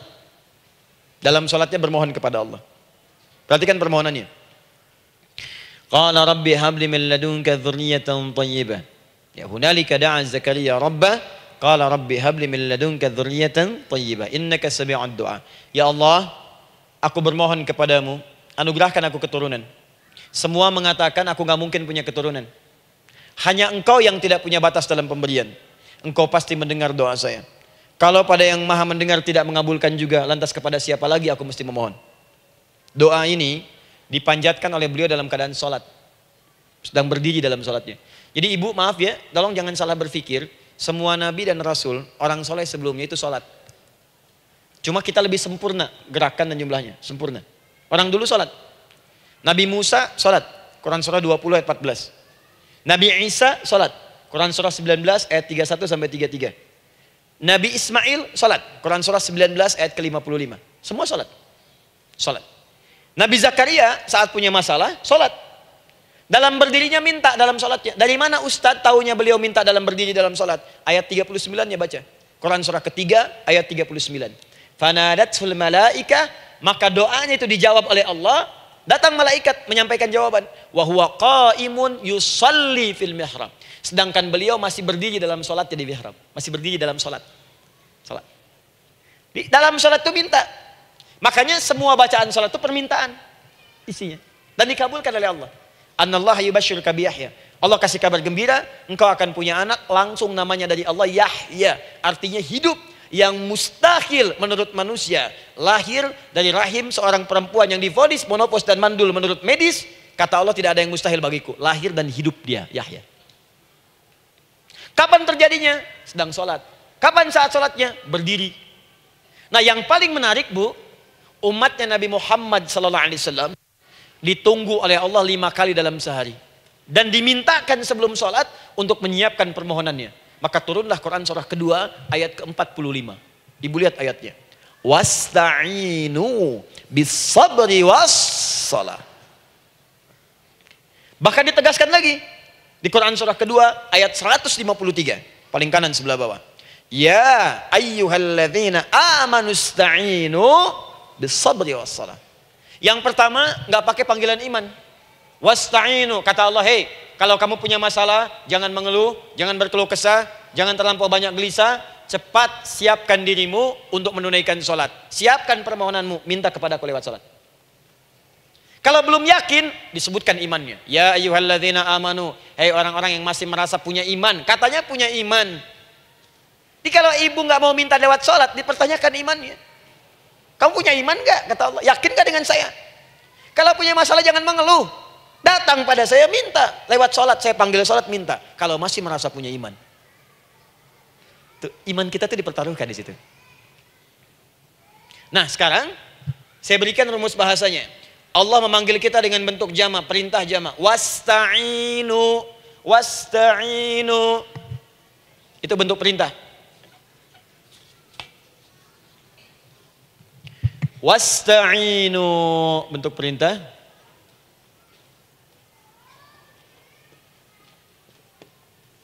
Wasta'inu. Dan jika kalian, perhatikan cara menerjemahkannya, dan jika kalian punya persoalan dalam hidup, punya kebutuhan, maka bergegaslah siapkan dirimu untuk minta kepadaku solusi. Wasta'inu, dan mintalah oleh kalian pertolongan, solusi. Bisabri wassalah. Pertama sabar dulu. Sebelum sholat, sabar dulu dengan itu. Tahan dulu. Terima dulu. Jangan mengeluh, terima dulu. Nanti dalam sholat minta solusi. Itu maksudnya. Punya masalah sekarang, jam 9 lewat. Sabar, tahan dulu. Koreksi diri, istighfar. Nanti zuhur minta. Atau duha sekarang sholat. Datang ke masjid, sholat duha minta. Tahiyatul masjid minta sekarang. Sabar. Ini sabar, terima dulu.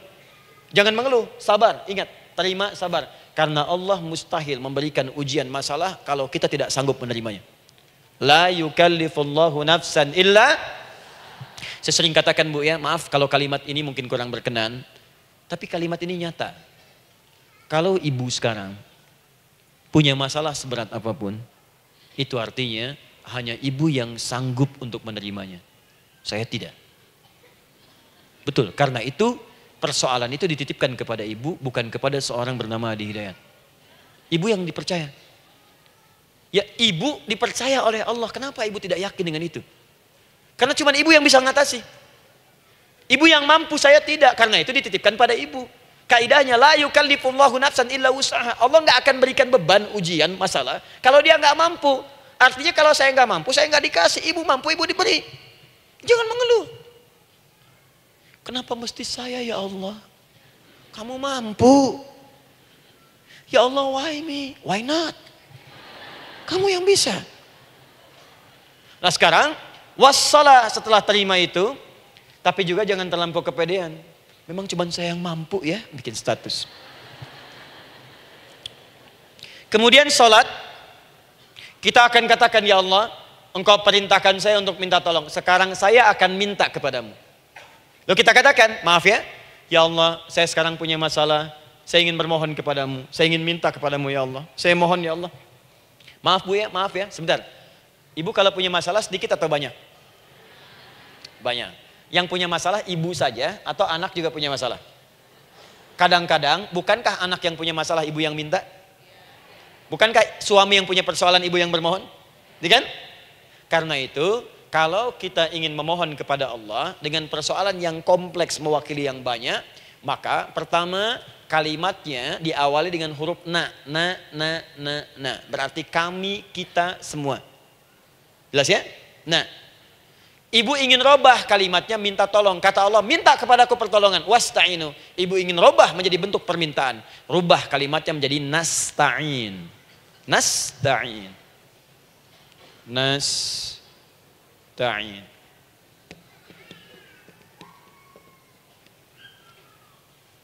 Wasta'inu nasta'in. Minta kepada siapa tadi?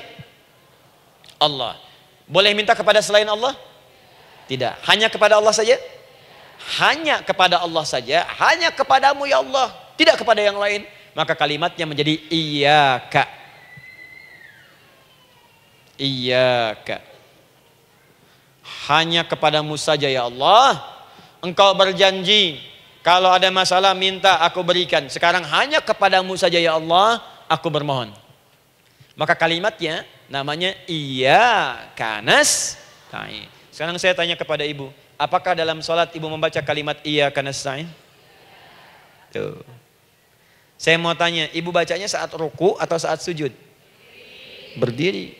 Gak ada orang ruku baca kalimat ini. Allahu Akbar, iyyaka na'budu wa iyyaka nasta'in.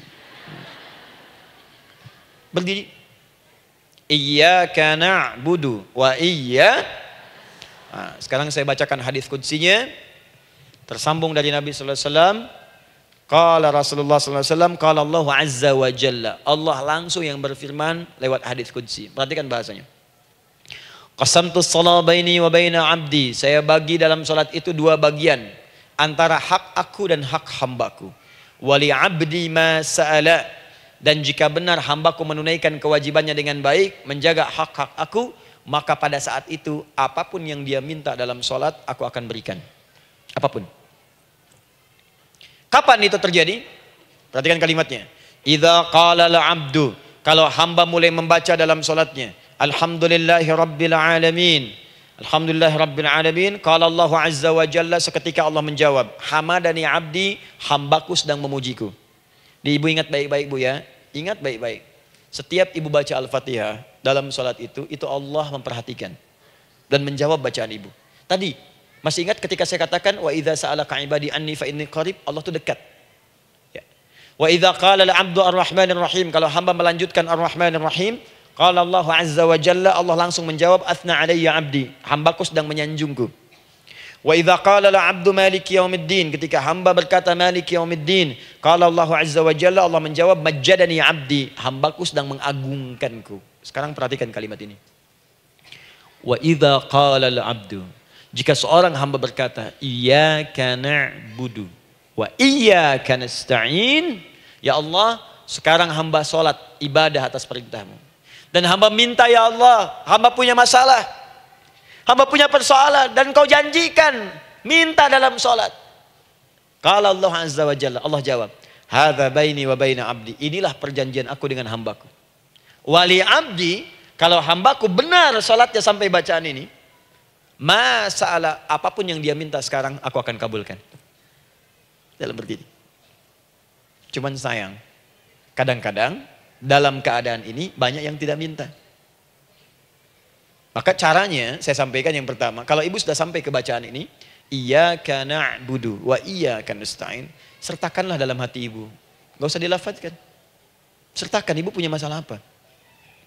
Atau secara umum minta solusi. Minta. Nabi itu kalau sholat, Nabi SAW kalau sholat, Itu kalau baca ayat-ayat Quran, itu seringkali berhenti, Bu. Sering berhenti. Kalau dalam ayat doa, beliau berhenti, mohonkan dengan baik. Kalau ayat-ayat surga, minta supaya umatnya ke surga. Ayat-ayat neraka, mohon supaya umatnya dibebaskan dari neraka. Minta. Kesaksiannya banyak. Hudzaifah al-Yamani pernah salat di belakang Nabi, begitu.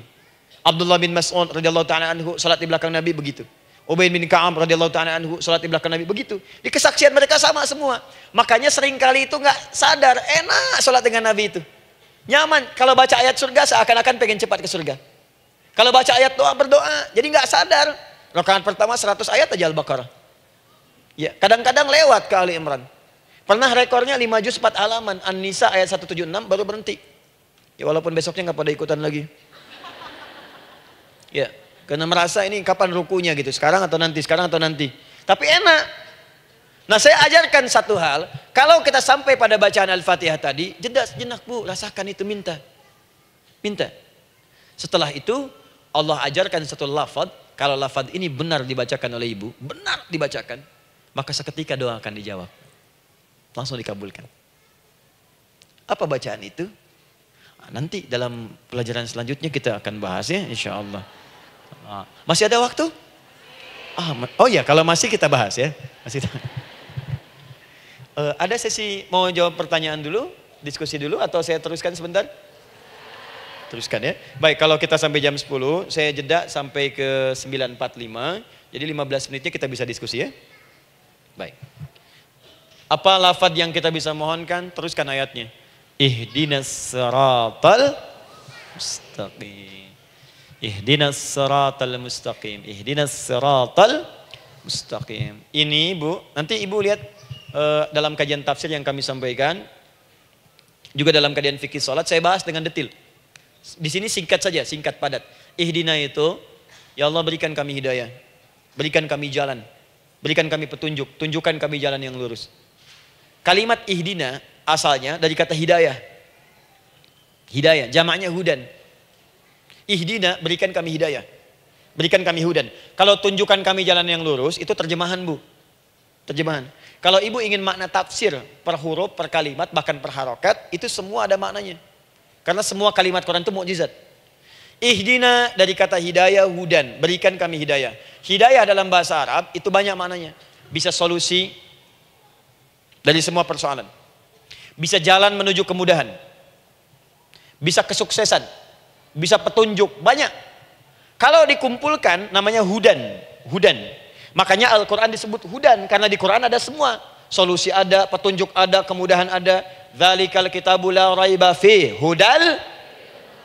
Al-Quran hudan. Syahrul Ramadan alladzi unzila fihi al-Quran hudan linnas. Isi Quran semua hudan. Di situ ada solusi. Di situ ada petunjuk. Di situ ada kemudahan. Kalau kita ingin minta semua itu, kalimatnya dikatakan fi'il amr lit talab, permohonan dalam bentuk kalimat permintaan. Ihdina, berikan kepada kami hudan. Kalau sudah mengatakan ihdina artinya minta solusi, minta kemudahan, minta petunjuk.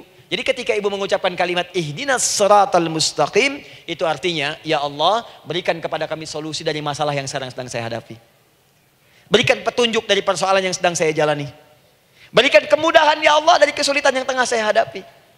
As-siratal mustaqim, yang lurus, yang gampang. Karena jalan yang gampang itu lurus, gak berkelok Bu. Langsung ke tujuan. Saya mau ke sini jalannya belok-belok, gak langsung kan gak enak. Ibu mau ke satu undangan jalannya belok sini, belok sini, belok sini, belok sini. Kelokan 9, kelokan 7, kelokan 8. Ya. Kan rasanya berliku. Ibu ingin mendapatkan solusi tapi dilempar-lempar ke sini dulu berkelok, sini dulu, sini dulu, sini dulu. Kenapa nggak Ibu lurus dapatkan langsung? Dalam bahasa Arab, apalagi kalimat yang fasih, mendapatkan sesuatu dengan gampang, dengan mudah, as-siratal mustaqim, lurus ke tujuan, cepat, mudah. Apalagi ke surga nanti, tunjukkan kami jalan yang lurus, yang benar, hak dari Allah dan mudah didapatkan. Itu maksudnya. Ini bukan sekedar tunjukkan jalan yang lurus, solusi yang mudah, yang gampang, yang cepat. Paham di sini ya? Seperti orang-orang dulu mendapatkannya. Siratal ladzina an'amta 'alaihim. Seperti orang dulu mendapatkan semua kenikmatan ketika mereka bermohon kepadamu ya Allah. Siapa mereka? Ada 4 golongan disebutkan di Quran surah keempat ayat 69. Ada para nabi, orang-orang jujur siddiqin, para syuhada dan orang-orang soleh.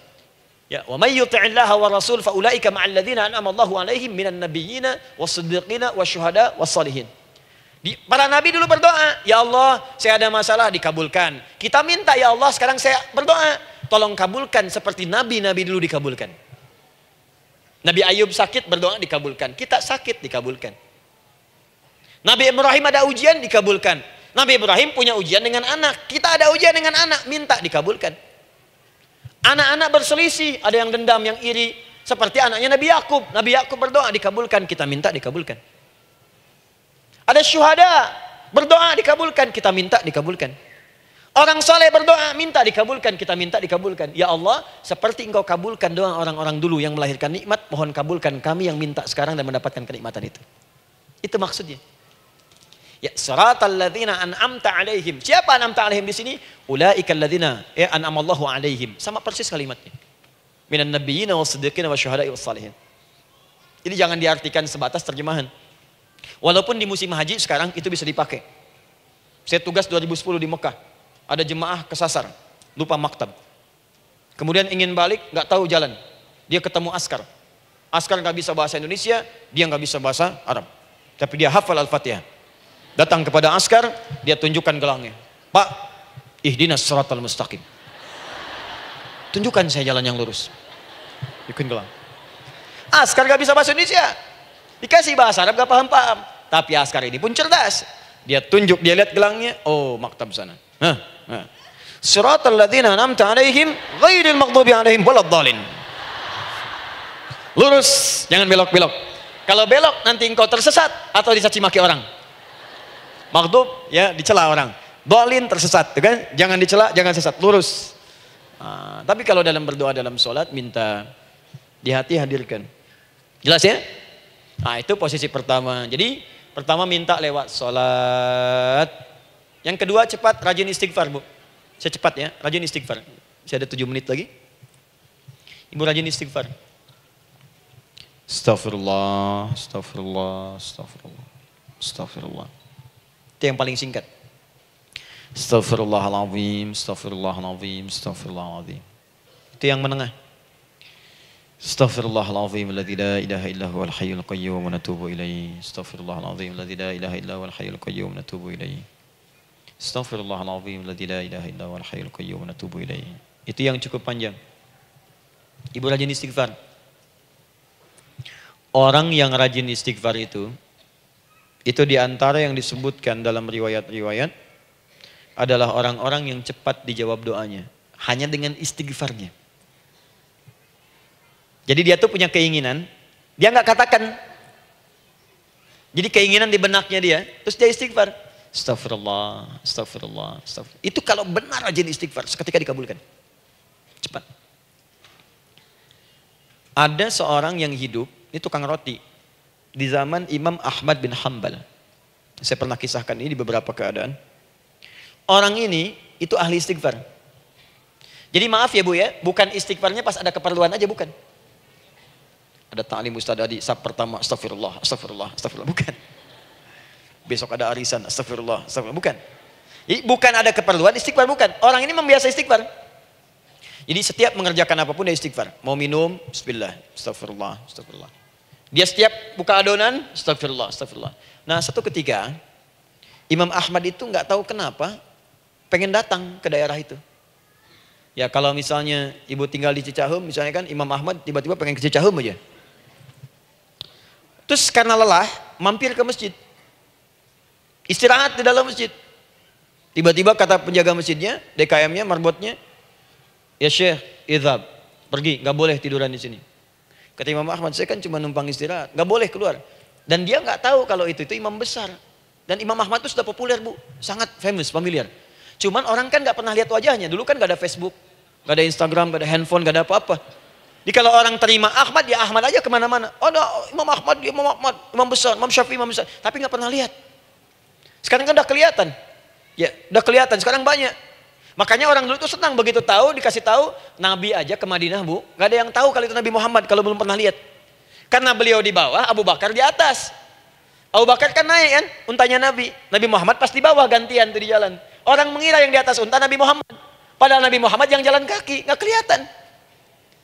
Makanya responnya bola ketika tahu Nabi, senang luar biasa. Minta doa, minta ini, minta itu. Orang sekarang tidak. Karena sering banyak lihat di TV media sosial, begitu ketemu, minta foto.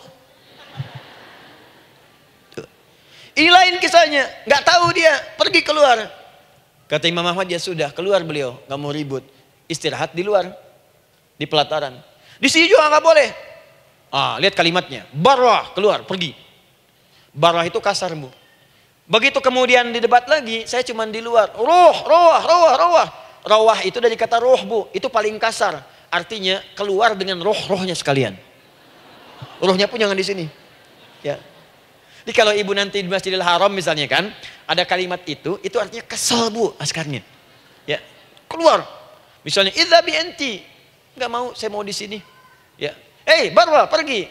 Sampai ke rawah dengan roh-rohnya. Itu artinya ibu disuruh pergi. Ya, bukan jangan mengelak lagi. Rawah. Saya bukan rawah, saya rohayati. Suruh pergi. Imam Ahmad pergi tuh akhirnya. Pergi, di jalan kelihatan ada tukang roti tadi. Begitu kelihatan capek lah dipanggil, Syekh, kayaknya lelah istirahat di sini. Dan tukang roti pun nggak tahu kali itu Imam Ahmad. Begitu istirahat, duduk, kelihatan Imam Ahmad setiap buka adonan, astagfirullah. Bikin lagi, astagfirullah. Imam Ahmad tahu faidah itu. Tapi ingin menguji si tukang roti ini, ditanya.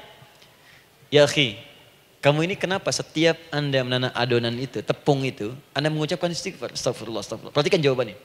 Wallahi demi Allah, tidak pernah saya beristighfar dalam setiap aktivitas saya, kecuali Allah selalu mengabulkan doa yang saya mohonkan. Di setiap minta, astagfirullah, itu dikabulkan. Cuman satu yang sampai sekarang belum terkabul. Apa itu kata Imam Ahmad? Saya ini selalu bermohon kepada Allah, ya Allah, mohon sebelum saya wafat atau setelah ia wafat, pertemukan saya ya Allah dengan Imam Ahmad bin Hambal. Sebelum saya yang wafat atau wafat Imam Ahmad. Kata Imam Ahmad, astagfirullah. Allahu Akbar. Itu mungkin yang memperjalankan saya kemari. Tiba-tiba pengen ke sini, sampai diusir keluar dari rumah Allah dari masjid, sampai di sini karena istighfar Anda. Sayalah Imam Ahmad bin Hambal. Astagfirullah. Imam Ahmad ke situ datang. Tolong jangan lakukan pada saya. Salah di hidayat ya Allah. Astagfirullah. Saya jawab lagi dari sana. La haula wala quwata illa billah. Ini istighfar. Nah, kapan istighfar yang baik? Istighfar yang baik dilakukan setelah tahajud sebelum fajar. Saya ulang ya. Setelah tahajud sebelum fajar. Dalilnya Quran surah ke-51 ayat 18. Baca dari ayat 15 sampai 18-nya. Jadi ibu kalau mau seperti itu, rajin tahajud dulu, Bu. Tahajud. Setelah itu biasakan istighfar. Itu latihan dulu, itu baru latihan. Ingat ya, istighfar menjelang fajar di waktu sahar, itu baru latihan. Astagfirullah. Nanti kalau sudah banyak latihan, ibu akan refleks. Mau duduk masuk mobil, astagfirullah. Duduk mau makan, astagfirullah. Ya, kadang-kadang ibu mau ambil handphone, astagfirullah. Itu refleks di lisan kita keluar. Ahli istighfar itu nggak direncanakan keluar di lisannya. Astagfirullah. Kalau sudah seperti itu, berbahagialah. Karena apapun kadang ibu inginkan, sepanjang itu ibu butuhkan, seketika dikabulkan. Ya. Yang ketiga, yang terakhir. Sudah 9:45, boleh sedikit? Ya, yang terakhir ya, terakhir. Jangan khawatir, setelah ini selesai. Jangan khawatir. Yang ketiga, ini amalan yang paling dahsyat. Jadi yang pertama minta dikabulkan. Yang kedua baru istighfar dikabulkan. Yang ketiga nggak ngapa-ngapain dijawab. Artinya baru terbersit, ada keinginan jawab seketika. Amalan yang ketiga ini adalah amalan yang dikerjakan karena cinta kepada Allah Subhanahu wa taala. Mahabbatillah, kecintaan kepada Allah. Amalan yang dikerjakan karena cinta kepada Allah Subhanahu wa taala. Amalannya mencintai Allah. Beda, Bu. Salat dengan cinta dibandingkan dengan sholat karena memenuhi kebutuhan atau kewajiban saja, itu akan lain. Ibu kalau benar-benar mencintai Allah, maka dalam sholat pun persiapannya akan beda. Saya beri contoh gini ya. Dari pakaian akan lain kata Al-Quran. Quran surah 7 ayat 31. Ya bani Adam khudhu zinatakum 'inda kulli masjid. Hei anak cucu Adam, kalau ada panggilan dari masjid, kenakan pakaian terindahmu. Di orang-orang yang mencintai Allah saat akan sholat, dia akan perhatikan dari pakaiannya. Jauhkan dari yang haram.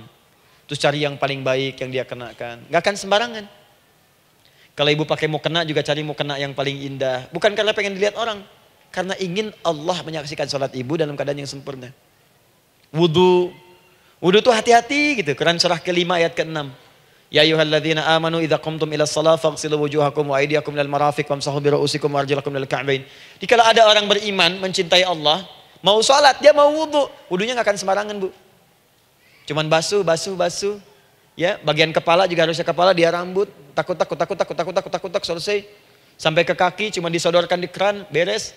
Itu sih anak kecil juga bisa. Orang ini lain. Dia akan pelan-pelan dilihat secara sempurna. Hati-hati, kerjakan karena Allah, karena ingin baik. Kalau orang sholat hanya kebutuhan saja, maka yang penting dia takbir sampai salam selesai. Tapi ini tidak, dia akan pelajari bagaimana Nabi mengajarkan sholat yang benar. Bagaimana bacaan saya benar. Dia belajar ngaji supaya benar bacaan Fatihahnya. Dia belajar dengan baik supaya khusyuk di dalam sholatnya. Dia pahami satu-satu. Apa artinya Allahu Akbar, apa artinya Subhana Rabbiyal Azim, apa artinya Subhana Rabbiyal A'la, apa artinya Sami Allahu liman hamidah. Dipahami. Di begitu dia sholat dan baru takbir sudah paham isinya. Jika ada orang seperti ini, dia mengerjakan apa yang Allah perintahkan karena cinta dengan Allah. Dia berzakat karena ingin mencintai Allah. Dia berinfak karena cinta dengan Allah, bukan karena uangnya. Pokoknya kalau orang cinta itu, Bu, setiap pecinta dia akan memberikan apapun pada yang dicintai. Walaupun tak diminta. Dan pecinta itu sifatnya, kalau yang dicintainya senang sesuatu, akan otomatis ikut senang. Ibu misalnya senang ya dengan pasangan sebelum menikah. Pasangan senang kucing, ibu akan terpaksa senang kucing. Ibu cinta dengan anak, semua akan diikuti apa yang diinginkan. Seperti itu, cinta itu butuh pembuktian. Karena itu sering saya katakan pada akhwat ya yang belum menikah, yang masih muda-muda belum menikah, cinta itu butuh pembuktian. Jadi jangan percaya kalau ada orang yang bicara di lisannya nggak ada buktinya. Aku akan seperti Dilan membawamu dalam motorku. Katakan padanya, aku tak butuh dengan rayuan kata-katamu. Itu hanya angin surga. Yang kubutuhkan, tuliskan namaku di buku nikah kita. Wah, catat. Itu caranya. Main ke Taman Dilan, cuman boncengan. Seakan dunia milik berdua, yang lain gak ada. Gombal. Udah ya? Jelas? Jadi amalan yang ketiga ini kerjakan karena Allah. Saya mau contohkan satu. Ibu pernah dengar Imam Malik bin Anas? Pernah ya? Gurunya Al-Imam Asy-Syafi'i, Imam Malik bin Anas, lahir di kisaran tahun 94-95 Hijrah. Siap Kang Dan? Wah, ini terakhir nih, saya tutup nih. Benar-benar terakhir, betul-betul. 10 menit lagi kalau ada nanti tanya jawab sedikit. Imam Malik ini, Bu, itu Masya Allah, saking cinta pada Allah dan Rasul, itu tidak pernah, jangankan sholat, dalam beliau memberikan fatwa pun akan mencari pakaian yang paling bagus, paling indah. Dan beliau menjaga adab dalam menyampaikan kalimat Nabi pun itu luar biasa. Sampai satu kali pernah pakai jubah bagus, indah, ada lebah menyengat di kepalanya, sedang menyampaikan hadis, saking hormatnya terhadap hadis Nabi, lebah itu dibiarkan menyengatnya. Nggak mau memutus kalimat Nabi, hadis Nabi hanya untuk mengusir lebah, dibiarkan sampai tersengat. Apa yang Allah berikan kepada beliau? Allahu Akbar. Satu kali singkat berdiskusi dengan muridnya Al-Imam Asy-Syafi'i. Kata Al-Imam Asy-Syafi'i, ya guru, setahu saya rizki itu dicari dulu baru dikasih. Imam Malik lebih tinggi ilmunya pada saat itu. Beliau tahu ada 8 jenis rizki. Ya Syafi'i, ada rizki yang tidak perlu dicari, Allah berikan. Wah, berdebat tuh sampai berpisah. Setelah itu secara singkat Imam Asy-Syafi'i lewat di kebun anggur sedang panen anggur besar. Tiba-tiba tergerak untuk membantu, datang ke situ bantu. Begitu selesai dikasih hadiah anggur banyak, besar-besar, indah, enak, gitu kan? Ketika diberi itu langsung senang beliau. Bukan karena anggurnya, karena merasa pendapatnya benar. Jadi begitu bekerja baru dapat. Dibawalah anggur ini diberikan pada gurunya. Perhatikan adabnya terhadap guru. Kalau ibu adabnya bagus pada guru, keberkahan dapat, ilmunya pun menghunjam di jiwa. Imam Syafi'i nggak merasa benar, tapi memberikan sebuah jawaban dengan adab. Guru, tadi itu ada panen anggur, saya mencoba membantu. Begitu saya bantu, dikasih anggur, dikencangkan kalimatnya. Begitu saya bantu, dikasih. Dibantu dulu, baru dikasih. Kalau saya nggak bantu, saya nggak dikasih. Apa jawab Imam Malik? Imam Malik tersenyum, tertawa. Tabassama dhahika. Masya Allah Syafi'i, bahasa kita. Tadi itu saya keluar, mau ngajar. Siang-siang terik begini, saya kepikiran, ya Allah, kalau makan anggur yang enak-enak, enak banget sekarang ini. Ada anggur sekarang. Tuh. Murid berikhtiar, guru mendapatkan hasil. Setelah itu Asy-Syafi'i naik dan jadi bintang di zamannya, sampai kekinian pun luar biasa. Dan mendapatkan barakah gurunya, seperti gurunya dapatkan, muridnya pun meraihnya. Itulah 3 cara bagi kita untuk bermohon kepada Allah. Jika ingin dipercepat oleh Allah, bisa lewat salat, bisa lewat istighfar, bisa juga dengan menciptakan amalan-amalan, atau mengikuti amalan-amalan yang dicintakan atau ditujukan untuk mencintai Allah Subhanahu wa taala. Ibu bisa paham ini? Baik. Kemudian berdoa. Tapi yang jadi masalah, Ustadz ketika berdoa kok belum dikabulkan juga? Apa ciri doa dikabulkan? Seperti apa kita tahu doa kita dikabulkan? Itu mungkin kita bahas di episode yang berbeda insyaallah. Alhamdulillahi rabbil alamin. Ar-Rahmanir Rahim. Maliki yaumiddin. Iyyaka na'budu wa iyyaka nasta'in. Ihdinas siratal mustaqim. Siratal ladzina an'amta 'alaihim ghairil maghdubi 'alaihim waladdallin. Allahumma nahmaduka hamdan syakirin, hamdan na'imin, hamdan yuwafi ni'amahu wa yukafi'u mazidah. Ya Rabbana lakal hamdu wa lakal syukru kama yanbaghi li jalali wajhikal karim wa li 'azimi sultanik. Allahumma salli wa sallim barik ala rasulikal karim, nabiyyikal amin, sayyidina Muhammadin wa ala alihi wa sahbihi wa ummatihi ila yaumiddin. Allahumma Rabbana yal ghafur rahim, la tada' lana fi maqamina hadha fi kulli maqamin dhanban illa ghafartah. Duhai Allah, kami bermohon kepadamu, Engkau yang maha pengampun, Engkau yang maha penghapus segala dosa. Kami mengakui kami berbuat salah, kami mengakui banyak dosa kami kumpulkan. Maka kami mohon kepadamu ya Allah, jangan biarkan ada satu orang pun berada di sekitaran majlis ta'lim ini, kecuali sebelum ia pulang Engkau telah ampuni segala dosa-dosanya. Engkau telah gugurkan dan hapuskan segala dosa-dosanya. Wala hamman illa farajtah. Ya Allah, jika ada satu orang pun di antara jamaah saat ini yang merasakan kegelisahan dalam hatinya, jangan biarkan ia meninggalkan area majlis ta'lim ini, kecuali Engkau telah tenangkan keadaan hatinya. Allahumma wala maridan illa syafaitah. Jika ada di antara kami yang tengah Engkau uji dengan penyakit seberat apapun, maka mohon angkat dan sembuhkan segala penyakitnya. Allahumma wala dainan illa qadaitah. Ya Allah, jika ada di antara kami yang berat hidupnya karena lilitan utang piutang, terjebak riba dan sejenisnya, maka mohon ya Allah dengan keikhlasan amalannya, mohon angkat dan berikan rizki terlimpah kepada yang untuk melunasi utang-utang dan terbebas dari lilitan riba dan semacamnya. Allahumma ya arhamar rahimin. Allahumma tubna ilaika min kullil ma'asi. Ya Allah, kami ingin memperbaiki diri kami. Kami bertobat dari segala maksiat yang pernah kami kerjakan. Allahumma asli ahwalana ma yuqarribuna ila ridhak. Ya Allah, kami bermohon kepadamu, mulai hari ini, mohon bimbing kami untuk memperbaiki diri, supaya kami bisa lebih dekat denganmu ya Allah. Allahumma asli azwajana.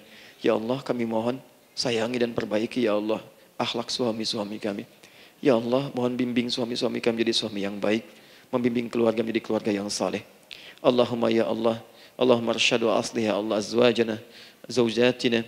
Ya Allah, demikian dengan istri-istri kami ya Allah. Jadikan mereka perempuan-perempuan yang salihah, bimbing menjadi ibu-ibu yang baik. Allahumma abnana, auladana, dzurriyyatina.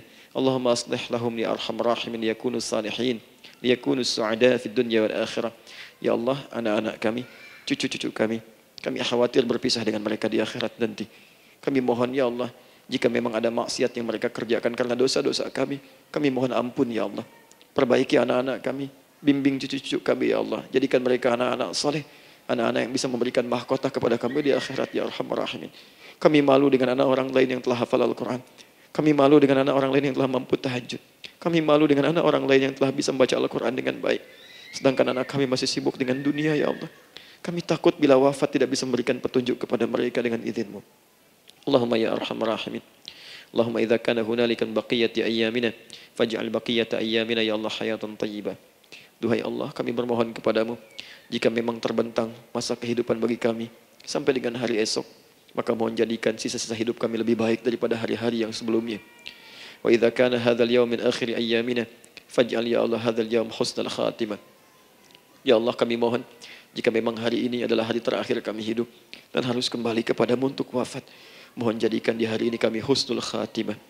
Allahumma qawwi lisanana ila kulli kalimat at-tauhid la ilaha illallah Muhammadur Rasulullah. Ya Allah, kami mohon jika kelak kami akan wafat, ringankan lisan kami untuk mengucapkan kalimat tauhid la ilaha illallah Muhammadur Rasulullah. Wa ajib kalimatana biqaulika ya ayyatuhan nafsul mutmainnah irji'i ila rabbika radiyatan mardiyah fadkhuli fi ibadi wadkhuli jannati. Ya Allah, kami mohon kelak nanti dalam sakaratul maut nanti, jika kami bermohon kepadamu dengan kalimat tauhid la ilaha illallah, mohon jawab kalimat kami ya Allah dengan panggilanmu yang indah. Ya ayyatuhan nafsul mutmainnah, hai jiwa yang sudah tenang, irji'i ila rabbika radiyatan mardiyah, hai cepat pulang menghadap kepada Rabbmu, hai cepat pulang menghadap kepada Rabbmu, hai cepat pulang menghadap kepada Rabbmu. Aku ridha dengan semua amalmu, engkau pun akan ridha dengan semua pemberianku. Adkhuli fi ibadi wadkhuli jannati, engkau aku masukkan dalam golongan hambaku, aku siapkan surga untuk menyambutmu. Allahumma ishtaqna bi Rasulillah sallallahu alaihi wasallam. Ya Allah, kami rindu sekali dengan Rasulullah sallallahu alaihi wasallam. Lam na'ish ma'ahu fil hayat wa lam narahu fil manam. Kami belum pernah hidup bersama beliau di dunia, tidak mampu menatapnya di alam mimpi. Maka mohon ya Allah, jangan biarkan kami berpisah dengan Rasulullah di akhirat nanti ya Rabbal Alamin. Jumpakan kami dengan Rasulullah di Taman Firdausmu yang paling indah. Allahumma ya arhamar rahimin, Allahumma rizqna yusra ya Allah likullil hujjaj. Ya Allah, anugerahkan kemudahan, kelapangan kepada para jemaah haji yang berhaji tahun ini ya arhamar rahimin. Allahumma taqabbal minhum ya Allah hajjahum, sa'yahum sa'yan mashkura, wa dhanbahum dhanban maghfura, wa tijaratahum tijaratan lan tabur. Ya Allah, jangan sia-siakan pengorbanan fisik mereka, biaya mereka, waktu mereka, tenaga mereka, emosi mereka. Terima haji mereka ya Allah. Jadikan sa'i mereka berhasil, tawaf mereka benar, jadikan seluruh manasik yang Engkau ridhai ya arhamar rahimin. Allahumma ya Allah, rizqan hasanan tayyiban liyahujju kulla man lam yahujj ya arhamar rahimin. Ya Allah, bagi kawan-kawan kami, kerabat kami, saudara kami, tetangga kami yang belum berhaji, maka anugerahkan kemudahan bagi mereka untuk berhaji ya Allah. Anugerahkan kelapangan untuk berhaji ya Allah. Sekalipun memang tidak terbuka kesempatan itu, maka mohon anugerahkan sifat mabrur kepada kami, sekalipun tidak mendapati ibadahnya. Allahumma ya arhamar rahimin. Allahumma rizqna ya Allah nikmatan salihah. Ya Allah, anugerahkan kepada kami nikmat untuk menjadi orang saleh di dunia dan kembali kepadamu di akhirat dalam keadaan saleh. Alhiqna bis salihin ma'al ladzina an'amta 'alaihim minan nabiyyina was-siddiqina wasyuhada was-salihin wa hasuna ulaika rafiqa. Ya Allah, kumpulkan kelak kami di surga dengan para nabi, orang-orang saleh, para syuhada, orang-orang yang benar di hadapanmu. Itulah nikmat terbaik yang mampu kami dapatkan. Allahumma ya Rabb, Allahumma aslih Allah qulubana, ati anfusana taqwaha, wa zakkiha anta khairu man zakkaha, anta waliyuha wa maulaha. Ya Allah, jika memang kami telah Engkau anggap baik sampai dengan pagi hari ini, maka mohon jaga kami dalam keadaan baik sampai wafat ya Allah. Berikan kami kekuatan untuk istiqamah, jauhkan kami dari pengaruh nafsu ya arhamar rahimin. Ya Allah, jika ada saat ini orang-orang yang menyakiti kami ya Allah, berkhianat kepada kami ya Allah, menzalimi kami, maka mohon ampuni dosa mereka ya Allah. Maafkan mereka ya Allah. Bimbing mereka untuk sadar dan bertobat ya Allah. Titipkan dalam jiwa kami sifat untuk saling menyayangi ya Allah. Titipkan dalam jiwa kami sifat untuk saling memaafkan ya Allah. Titipkan dalam jiwa kami sifat untuk bisa memperhatikan ya Allah.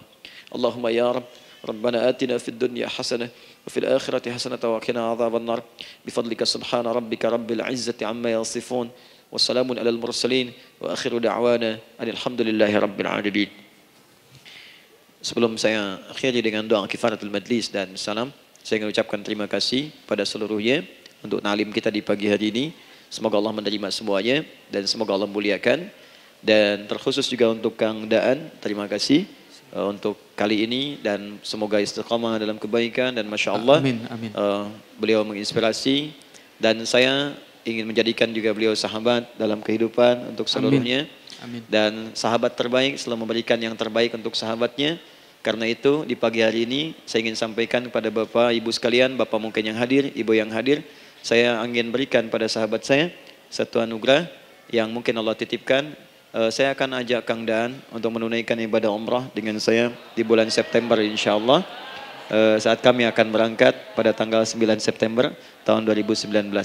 Saya kira itu dan semoga bermanfaat insyaallah. Jazakallah khairan. Baik. Semoga Allah muliakan untuk semuanya. Terima kasih.